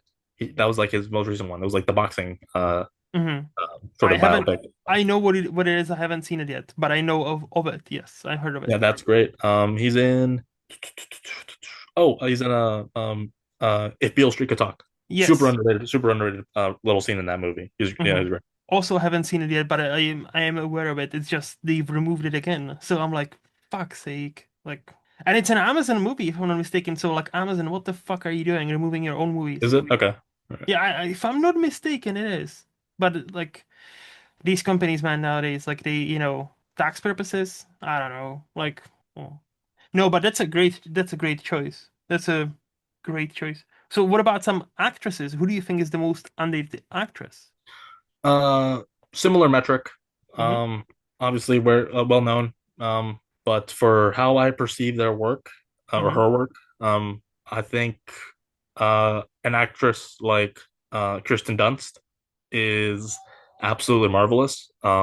Yes. She's not to the level of like Toni Collette, level of like a chameleon kind of actor. But she's very has a very distinct cadence in the roles that she chooses and the people she chooses to work with, Hmm. uh, and how that sort of guides her performances or her approach to both TV and movies. Like Hmm.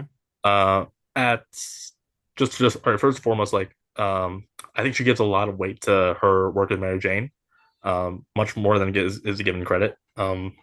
I have a lot of love for the Sam Raimi Spider-Man movies, Same. but no, she's is not an insignificant portion of why that movie succeeds. She's great in it. Her Sofia Coppola work, I think, is very that's a real like a partnership Hmm. that for me I'll check out endlessly. Hmm.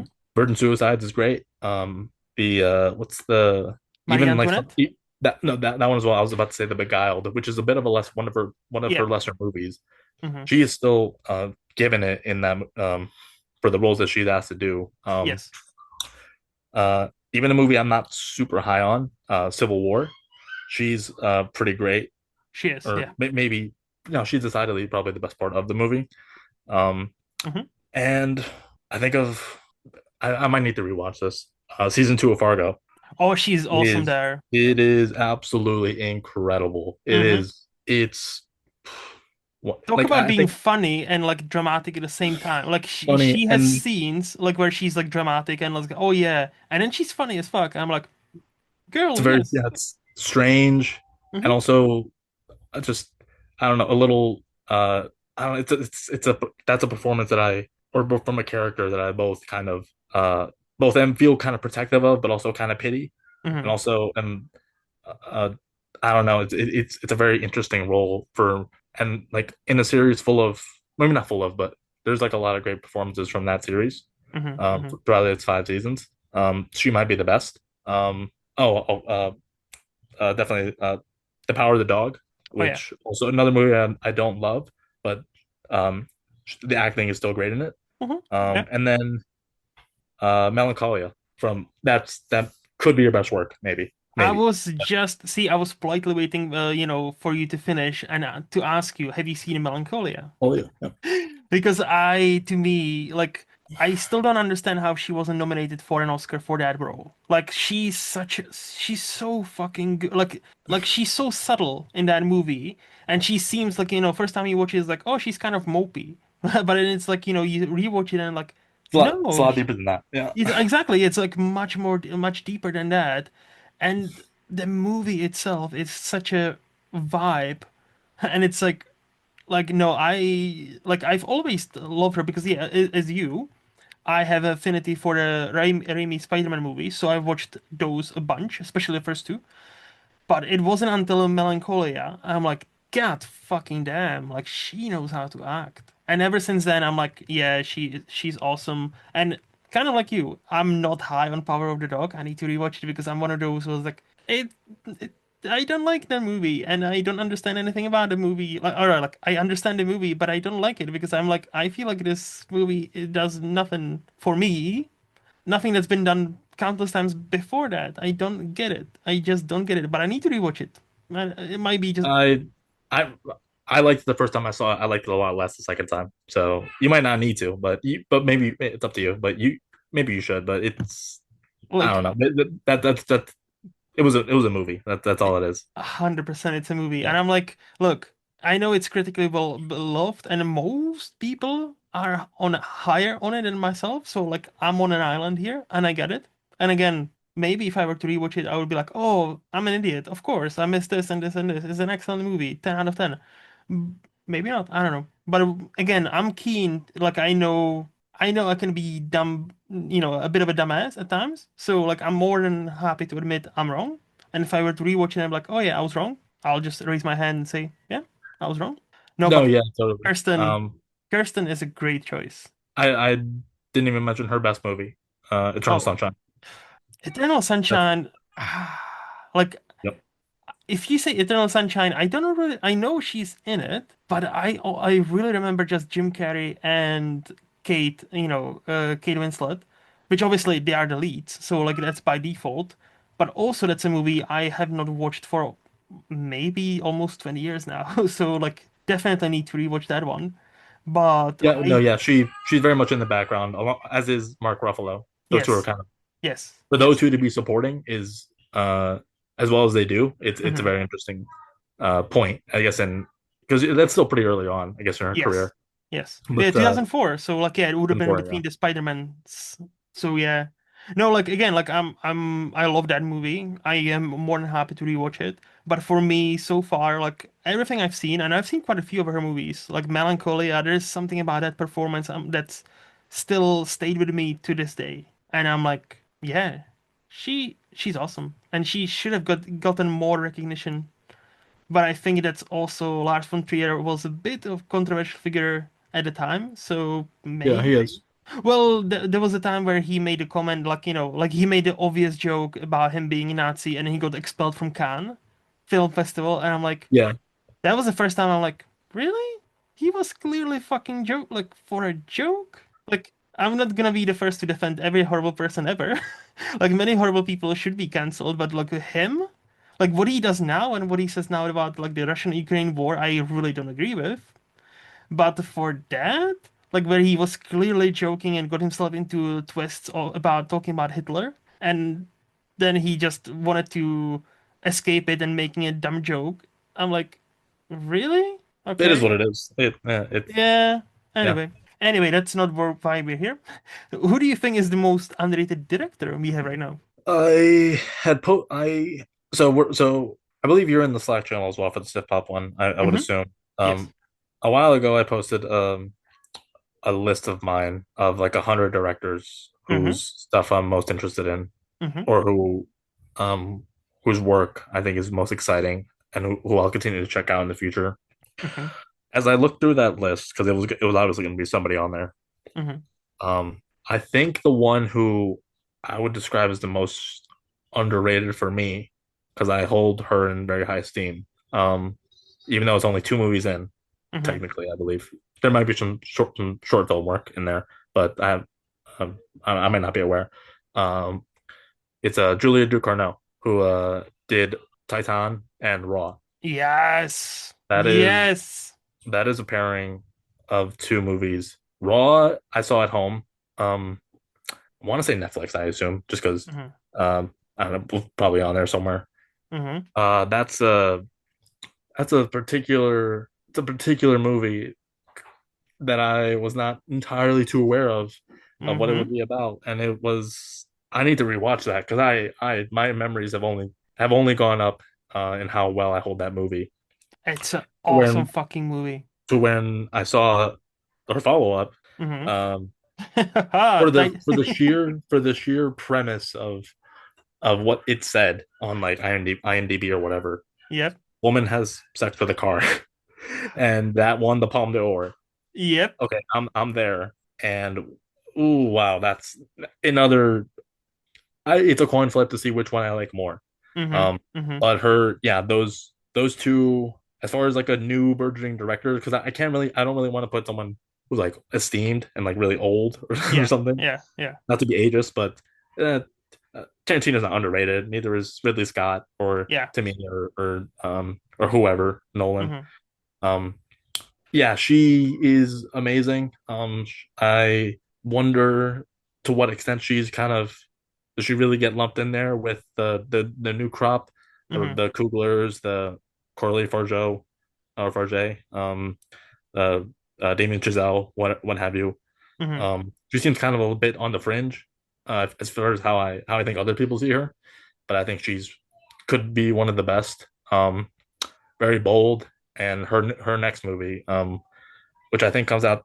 I'm assuming comes out sometime this year. Hmm. Yep, I'll be there for that. Alpha. It sounds very exciting. I don't see, like, you just made my night or evening. Because yeah, I've seen both her movies and I rated both of them very highly. Like Raw is one of my 2016's like favorite movies from that year. It's a great pick. Yeah. Like I always say, like I've watched it and I'm like, this is good, this is great, this is great, this is great, and the last scene happens and suddenly the movie you watched makes even more of a sense. It wasn't like it was nonsensical before, but it just like that very last shot just tied there and like underlined everything. It's like now it makes even more sense, and the movie just ends. And I'm It like, knocks you. It kind of knocks me off. It knocked me off my feet when I saw it. yeah, When I because remembered like it, like, oh, okay, yeah, and I this is don't not. want to even hint at what it is. I Yeah. just want to say like that movie, like where American I this is what I thought of. American movie with the same premise, which is we can say the premise: college girl or young girl goes to college and discovers she might enjoy eating other people quite literally. So there is a bit of a eating people thing, right? And No, where the yeah. Dumber movie would have continued past the ending, this movie just ends. And I love movies that are not they are so aware of, hey, this is what I wanted to say, and that's it. We don't need anything more. We don't need 10 more minutes. We don't need, oh, this is how it ties into everything else. No, we end. That's it. And so Raw is awesome, and Titan, like, I want to rewatch it so badly, but there is not a Blu-ray that's available, at least not here, that's in English. So Oh, I okay. I do have Raw on my shelf as a Blu-ray. I don't have Titan, and I would love to have it, and I would love to rewatch it because that was an experience. That was a and just think of it like to win the Cannes Festival between like like Parasite and now Oh, Anora and all these. hold on. Let me look up. I want to see Mm-hmm. what else that was in. What movies were in that panel. But Mm-hmm. no, yeah, like that one. The talent is it's similar to the comparison you just made of knowing when to end.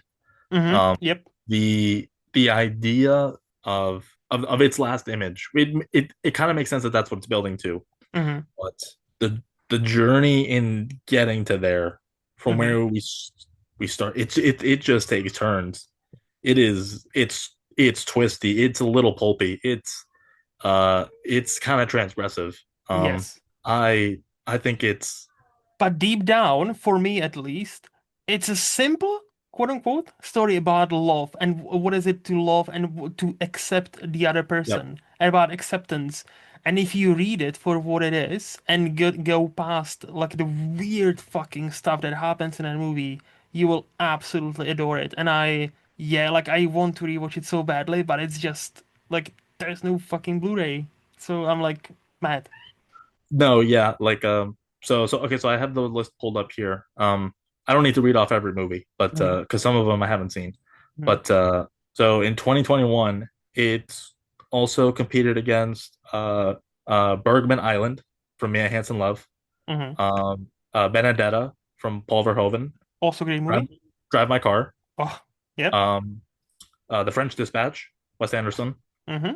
uh, A Hero by Asghar Farhadi, Mm.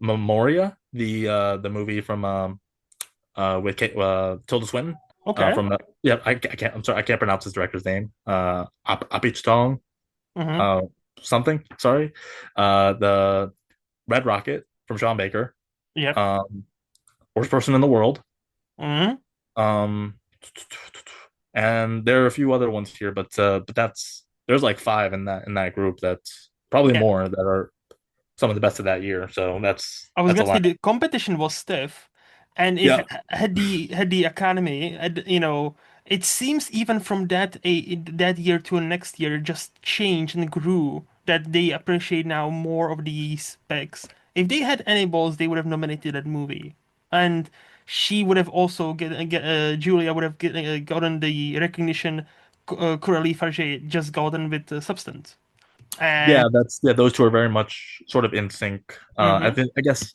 tonally, in a sense, I'd argue that Titan is a bit more has a bit more of a sly hand on how hmm she's on the body horror aspect of it, which is also very interesting. hmm Um, um, did it much better than I think than you see Crimes of the Future? yes. Yeah, decent movie. Not Yet again, nearly as you're great. talking to one of the five people who love that movie. No, So, no, decent. No, decent. It's good. yes. It's not nearly on the level of Titan, but for me, but if you love it, it's great. hmm I do. No, like Cronenberg, look, I am a sucker for Cronenberg. Not all his movies, but like, I know that just, to me, Titan and Crimes of the Future. If I manage to look into whatever the director is trying to push me towards, I'll have a blast. And I don't care about anything else. Like if and I somehow manage to look into that movie, like whatever was happening on the screen, I'm like, I'm in it. Yeah, this is the world. Okay, no questions. I get it. And because I think for Crimes of the Future specifically, I think it's a Cronenbergian hand because he's had such a career over 5, 6 decades almost now, where he knows what he needs to show you in order for you to understand and feel like this world is real. And for me, that's the underrated aspect of that movie where there's some weird fucking shit happens in that movie, but it Yeah. feels within that world, it felt like, oh yeah, this could actually happen. Okay, I'm with you. No questions asked. So like no, and again, Julia, I cannot remember her last name, but both movies were so excellent. Like, she has a movie coming out this year, I know. I don't want to know what is it about. I just want to see it in a cinema here, and I really hope it comes to the cinema here as well, so I can actually go and support it. I don't need to see anything else. I just see her name. I'm there. No, yeah, yeah. Again, underrated. I'm pretty much sold on that. But like even again, I loosely know what it's about, but it's a very simple. Like hmm it could be about anything with the description, but no, it's uh Yeah, very excited. Yeah. yeah, same. I know the next one is difficult because there are so many movies, but do you have one or two you would like to shout out as underrated movies? Um, yeah. So same metric. Um, hmm probably very well. Yeah, well liked. hmm Perhaps not nearly as maybe the more appropriate term is under discussed. Okay. Because I think people who've seen these movies, I think like them. Probably very like them quite a good deal. But I love them. I thought these were some fascinating, uh, fascinating and very memorable picks that I have yet to go back to. hmm But I will one day. From a few years ago, or both of them, I guess, kind of. The movie Perfect Days. From Okay. Vim Vendors. hmm This one, this one was another festival one that I saw. But Perfect Days does something could be very monotonous. hmm Vim Vendors, he did Paris, Texas. hmm One of my favorite movies ever. As is Wings of Desire. Yes. Um, for those two, I'll basically check out anything he does. One day hmm I'll go back and look through a lot of his stuff that I haven't seen. But as of his most recent movie, it's absolutely just so at peace and is very not in your face at all. It is to me, I kind of get why people might think it's pretentious if it's because there's on the surface it's one of those movies that's not hmm isn't necessarily driven by a plot, but is keen to just observe and live in someone else's experience hmm and actually talk about them together because I think they're both kind of very similar. A Okay. few years before that, um, I think this was the directorial debut for a guy named Davy Chow. He hmm did Return to Seoul, Oh, Return yes. to Seoul, Return to Seoul, and Perfect Days. Even though one is Japan, one is in South Korea. Yes, it South is. Korea, yeah. Um, those two movies, maybe I should watch them back to back or something because they feel totally in sync with how free and unrestricted they are, and that matches the characters of a janitor who spends his days either doing his job and then gets like a day and a half off to just to go about his life, and he knows who he is. He Hmm. has a routine. He has an uh implied history that tells very much about what's where that character came from. Hmm. And on the other hand, it is a in Return to Soul, the main character who's I believe is in adopted and raised in France, Yes. and then is looking back at her own heritage or her familial history, Hmm. and how she in particular goes about that experience in over a number of years. And these two movies feel the endings give me very different results, even though I think they're both so well thought of and visually distinctive. I feel very optimistic at the end of Happy Perfect Days, Hmm. and I feel a little less so at the end of Return to Soul. And Yep. they're two they're on again, as probably on the level of eighth grade, Mood for Love, Walkabout. They're basically all up there together. Hmm. These are some amazing movies, and I think they're pretty underrated. So, Perfect Days, funny enough, is has been on my queue ever since it came to movie, and I keep watching that poster when it's on my watch list. So I Yeah. am getting there. I know of it, so I can, but I haven't seen it yet, so I cannot comment on it. Except for the fact I'm excited. Return to Seoul, I watched about month and a half ago now, Okay. and so I want to shout out Park Ji-min, the actress. Yep. Talk about a feature acting debut. I think she's some sort of singer or dancer or something like that.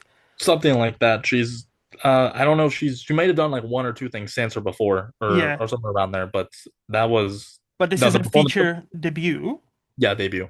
Yeah, and like act at least again acting wise, and she fucking floored me. I thought she did such a great job, and there is a dance scene in a Yep. like a. See. This is, and I want to talk to somebody about this, and I didn't have anybody until now. So great, without getting into spoilers. I don't think. Oh, yeah, there It's is a also not really that moment isn't you could say what goes on, but it's almost the spoiler part isn't necessarily it won't really detract too much from the movie. It's no, not one of yeah. those, I don't think. I will say this: there is a dancing scene involving her, just dancing in this club to the song. And the songs talk about how she is, how I never needed anybody. And it's just like this techno, quirky kind of song. And even at that time, I was like, this feels very interesting. And then the movie goes and ends. And I've rewatched that scene, just that dancing sequence on YouTube now, knowing how the movie ends. And I'm like, this just tells you so fucking much before you get there. Just this one dancing scene of her. It informs you about her character, what she's been through, and where she's gonna end up. And I remember like writing on my letterboxd, this movie starts as a drama and it ends as tragedy. And it's just so fucking amazing. It's shot well. David Chow, again, I'm in for whatever he does next. I hope Park Ji-min gets more opportunities to act because I thought she was excellent. And yeah, there's not many movies that are so not even dark. They are so sad if you actually look into what they're about, and they will destroy you on a emotional human level. I would recommend, like from recent years, then like Return to Soul. Like I would recommend it to anybody, but get ready to not feel great when the credits hit. No, yeah. So I just looked it up. I think they actually came out the same year, actually, or for me at least, because it was submitted. I think officially it was like a Cambodian production Hmm. slash a France production. Hmm. So I think it was like at the start of 2023 when it came out in the States. Okay. So it was the same year as Perfect Days. Mm. So 2023, that's because that's an interesting combination because Jimin Park is absolutely incredible in it. Yes. As is the on the other end, Koji Yakusho, Hmm. the main guy in Perfect Days. Perfect Days. He's incredible. Hmm. The Hmm. the best performance I saw out of that festival that I went to, he was great. Hmm. Should Hmm. have that was a stacked year though for acting, but he could have easily have won in another world. Hmm. But no, yeah, those are good movies, man. I no, I am look, I am getting to Perfect Days. I've heard not just from you, but from a few other people that it's an excellent movie, so I cannot wait to watch it. But again, Return to Soul stuck with me for so much. I've actually there was just now Blu-ray released in the UK and it's already on my shelf. I'm like, yeah, I'm getting that, and it's already sitting on my shelf. Yeah, same. Excellent movie. Yeah, and I think on a rewatch I'm gonna love it even more because like it asks so much of you, but if you give it what it wants, the movie, if you give it the movie what it wants, the attention, and if you don't need your heroes or your protagonists to be necessarily great people, you will have a blast. Because I know I've seen some people struggle with, her not being exactly the greatest of characters in that movie. And Not necessarily not a heroic figure, but a relatable figure. exactly. The thing is relatable to a degree. There's definitely some decisions later on where it's like, oh, girl, I understand why, but I wish you wouldn't have done this. But but the movie makes you understand why, and I don't mind having my protagonists be flawed people. And that's the thing. I'm quite unique in that. Like, hey, like if you make this person, I don't need to root for them. I need to find them compelling, and she was compelling. I know. So two great choices, and I wish I had seen Perfect Days before this conversation. No, yeah, if it's still on movie for you, yeah, if you'll get to it eventually, it'll Ah, I well, yeah, no, should I, be great. I definitely will. And I know you said you don't really watch much TV, but is there a TV show you would want to shout out as underrated? There are two, Okay. similarly. That's like three questions as far as this sort of section with the Mm-hmm. movies that I'm picking something from the East because it's Narayama, Mood for Love, Return to Seoul, and Perfect Days that are all Mm-hmm. specifically set somewhere in China or Korea or Japan. Yep. And it's still continuing on. Um, because kind of, Okay. maybe half. Have you heard of the show Warrior? Warrior. Warrior. This, I believe, No. I know the this movie was Warrior with Tom Hardy, but not the show. the show is, I believe, was originally home to Stars or like Cinemax or something, or Okay. um at to start with, and I think it moved to like HBO, like in its third season Oh, I see. before it came to an end. I Mm-hmm. think it's still on. It's either on Netflix or HBO now, where I'm at. Probably HBO because it's streaming on a platform that usually has HBO stuff here on the UK, so I could actually watch it. Okay. Okay, so Warriors three, it's three seasons, and Mm-hmm. it's I think it's currently in the mode where it was potentially optioned to be picked up again. Mm-hmm. But which is a little unfortunate because I did really I wouldn't necessarily go to call it the best show Mm-hmm. in recent years, but it was certainly it gave me something that other shows kind of didn't Mm-hmm. of this time to where yeah, there's Atlanta, there's The Last of Us, Succession, Better Call Saul, what Severance. have you, Mm-hmm. prestigious stuff.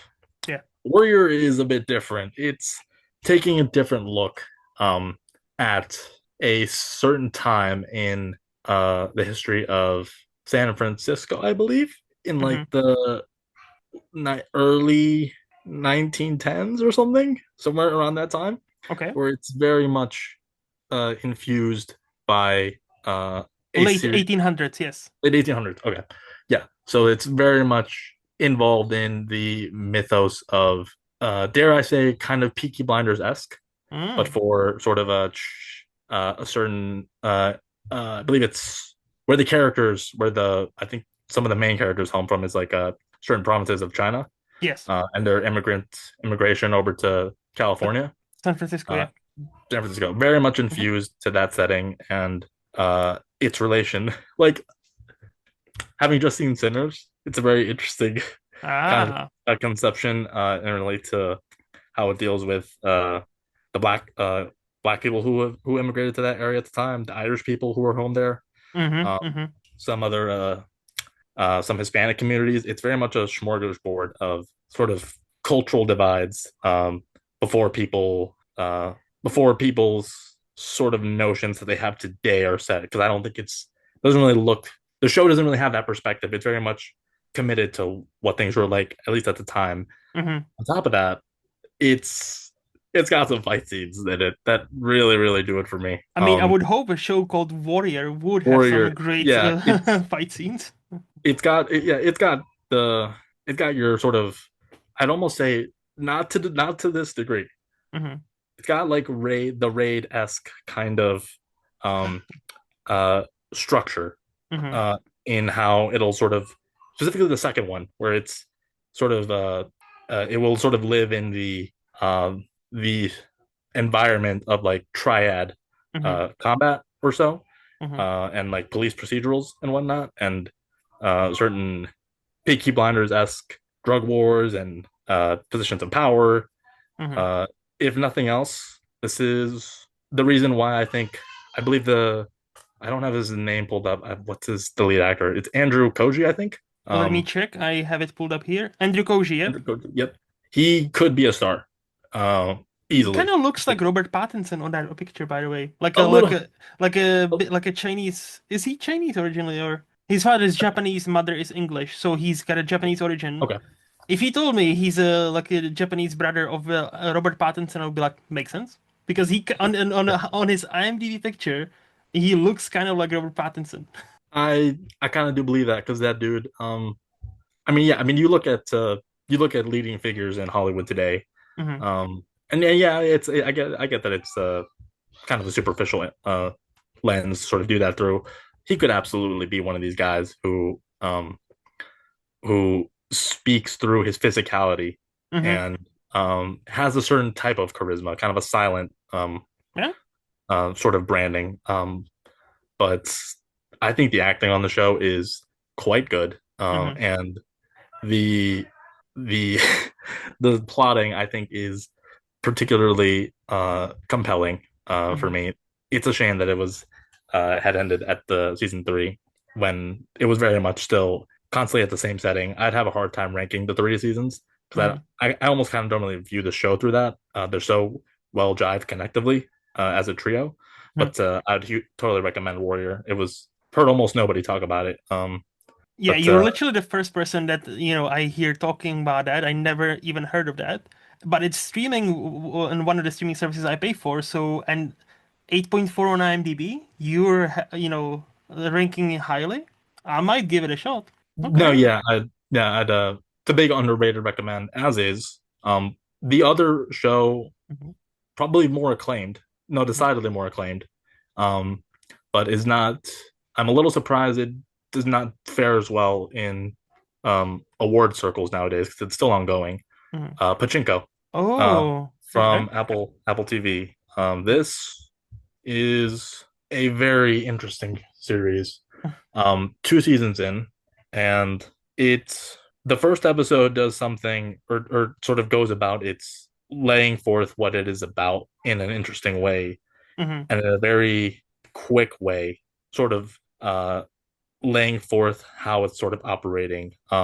Basically, it's very much based off of a novel to where of the same name, where it's Hmm. like a inner intergenerational retelling of a particular family one from a couple different characters. I think it starts in like like early 1900s up through like the 20s, partly in World War II, and then picking up again like in the 80s into the 90s as it changes characters.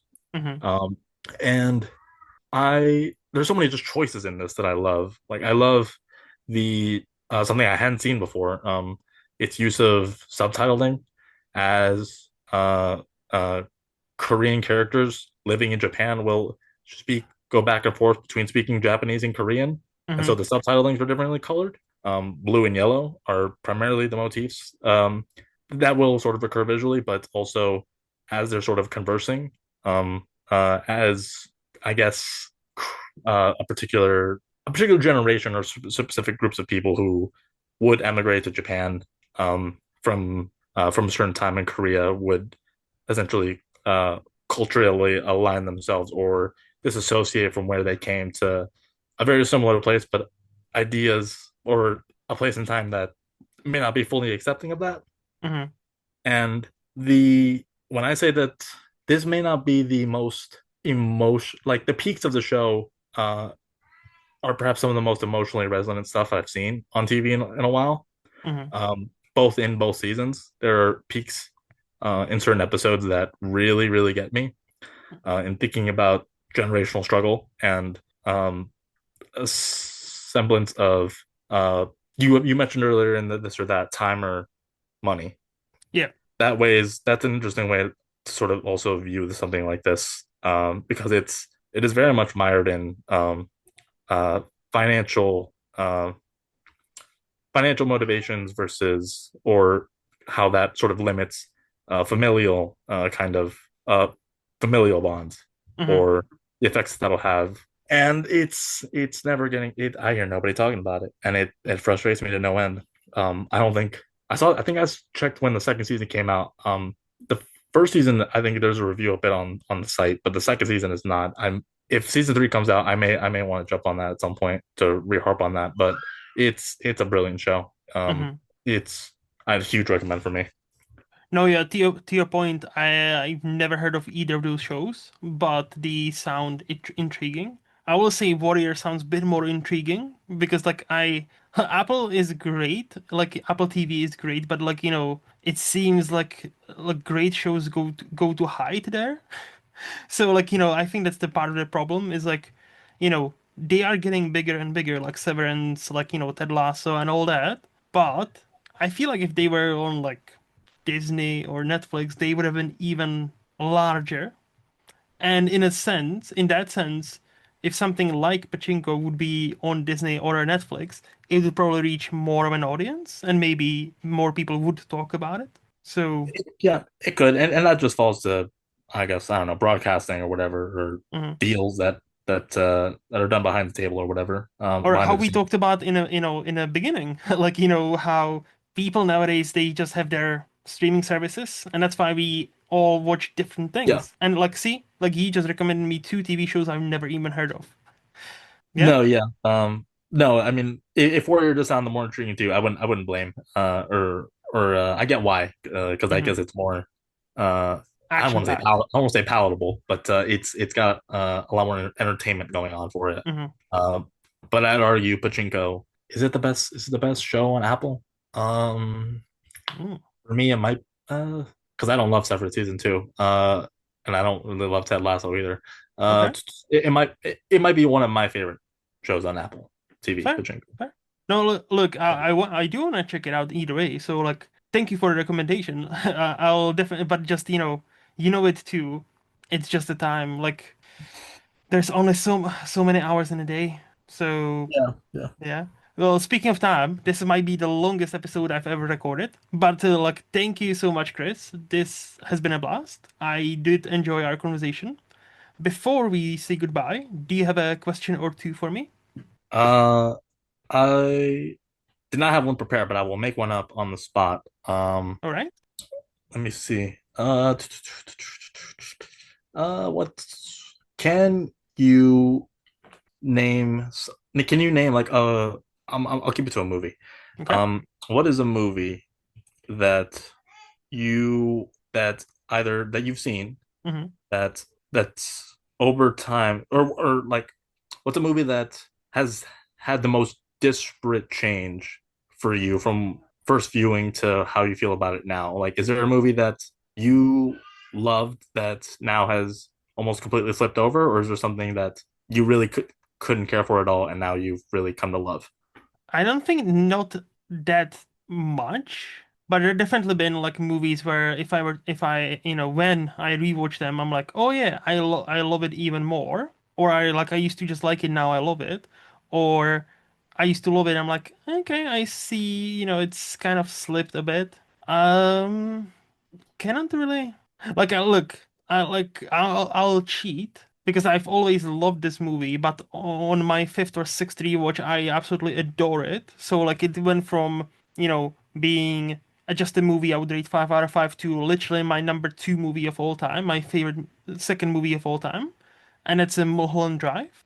To Okay. me, that's a movie where, like, again, I watched it young and dumb, and I did not understand what I just watched when that movie finished.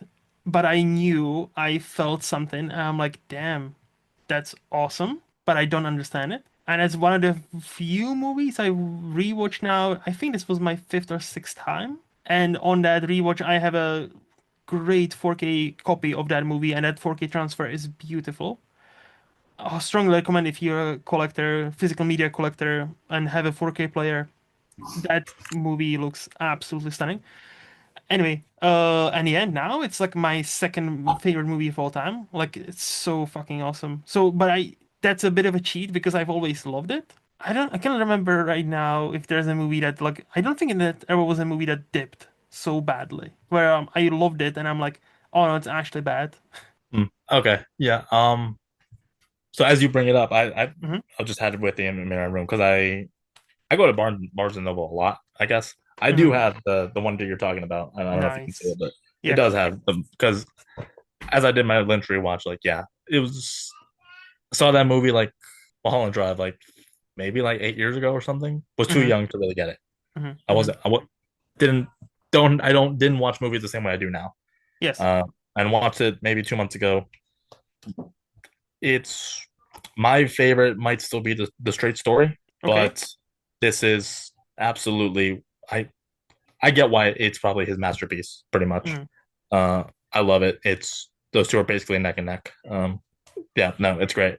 The Straight Story is, I think, the only one or two movies of David Lynch's, like feature ones, I have not seen yet. And that cannot be fucking found anywhere. And Disney get fucked because it's a Disney movie, but somehow they are. I didn't dig deep down like what's the history behind it, but it's not streaming on Disney Plus. And as far as I know, there's not many physical copies either. So like, it's almost like Disney has a grudge against David Lynch. I don't know. There might be some bad blood, or might have been, because obviously he's passed away now. But Disney get fucked. Like, just get it. You have it, just release it. Like I don't understand these games. But Yeah, no, no, that's nothing new. They'll hold stuff. They'll hide stuff. They'll yeah, bury stuff. Yeah, yeah. No, but to Mulholland Drive, like for me, like on my last rewatch, I've reached the kind of the meme, like like the brain, like like now you become smarter and smarter, and you like transcend.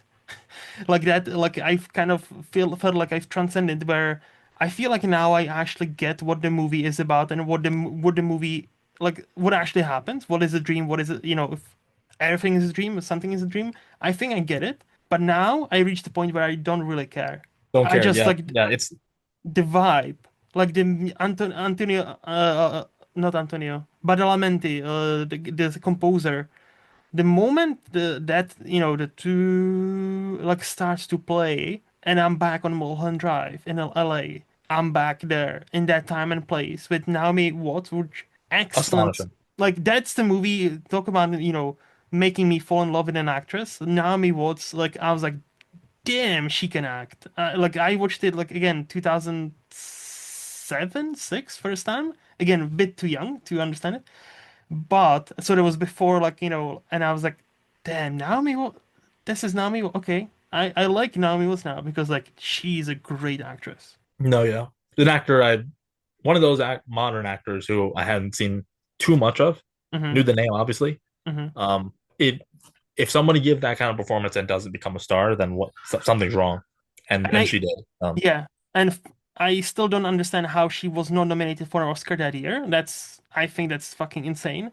And second, I also I actually believed she already had an Oscar, but no, she's been nominated like once or twice, but she's never actually won. And I'm like, this feels wrong. This feels very wrong. She No, should have yeah, already been an Oscar winner. yeah. That's the thing with awards. They either Yeah. they either will come at the end for like an achievement, Hmm. or sometimes they're earned earnestly to where that, yeah, that feels right. Or Yeah. sometimes they'll anoint someone who's new Yeah. and bright and whatnot. But no, yeah, I mean it might be my favorite performance in any Lynch movie. There are a couple up there that are Hmm. Hmm. no, she's amazing. No, she is. And yeah, and again, the movie like, so that's just on a spot that comes to mind where I love the movie as it was, but now it climbed to my highest regard where like I could probably watch it once a week and I wouldn't get sick and tired of it because there is something about it where it just holds a special place in my heart. No, absolutely, absolutely. Any other question? Uh, I don't think so. All I think right. we touched on a lot. No, we Yeah. definitely have. I think that again, this will probably be my longest episode. So if anybody's still listening, I appreciate you. Thank you. So but just to say, Chris, I don't regret a single minute. I've enjoyed my conversation with you, and I'm so appreciative of your time. If people have also enjoyed your takes and how you talk, what's the best place for them to follow you? I'm only really active on my letterbox, Mhm. and I guess still Twitter. I have not fully abandoned that place yet. Okay. May get there one day, but on letterbox, I change my name on all these places all the time. So Yes, you do. I think it's Neon Grand Prix for now for Hmm. letterbox. And for Twitter, I believe it's something. It's a Marigold music box. That I believe that's what it is. I'll double. Yeah, no, yeah, that's it. That's it. If you want to movies, my thoughts on movies can be found on Letterbox. Hmm. Sometimes on Twitter, but I'll mostly talk about wrestling, to be honest. But Fair. no, yeah. And maybe some other stuff. But Fair no, enough. you can find me those two places. And I guess on Sift Pop when I no, well, or maybe I'll have an article out soon. Maybe. Maybe. All right. No, those links will be down in the description below, so people just click on them and find you. Again, thank you so much for being here. As for me, in movies lost on Letterboxd, lostinmovies.co.uk, which is my blog, or here every other Friday. And as always, this podcast is part of SPDM Crew Media. Special thanks goes to HiFlyer Creative for designing my logo. And to see what else they have happening, visit hiflyercreative.com. And until next time, bye bye.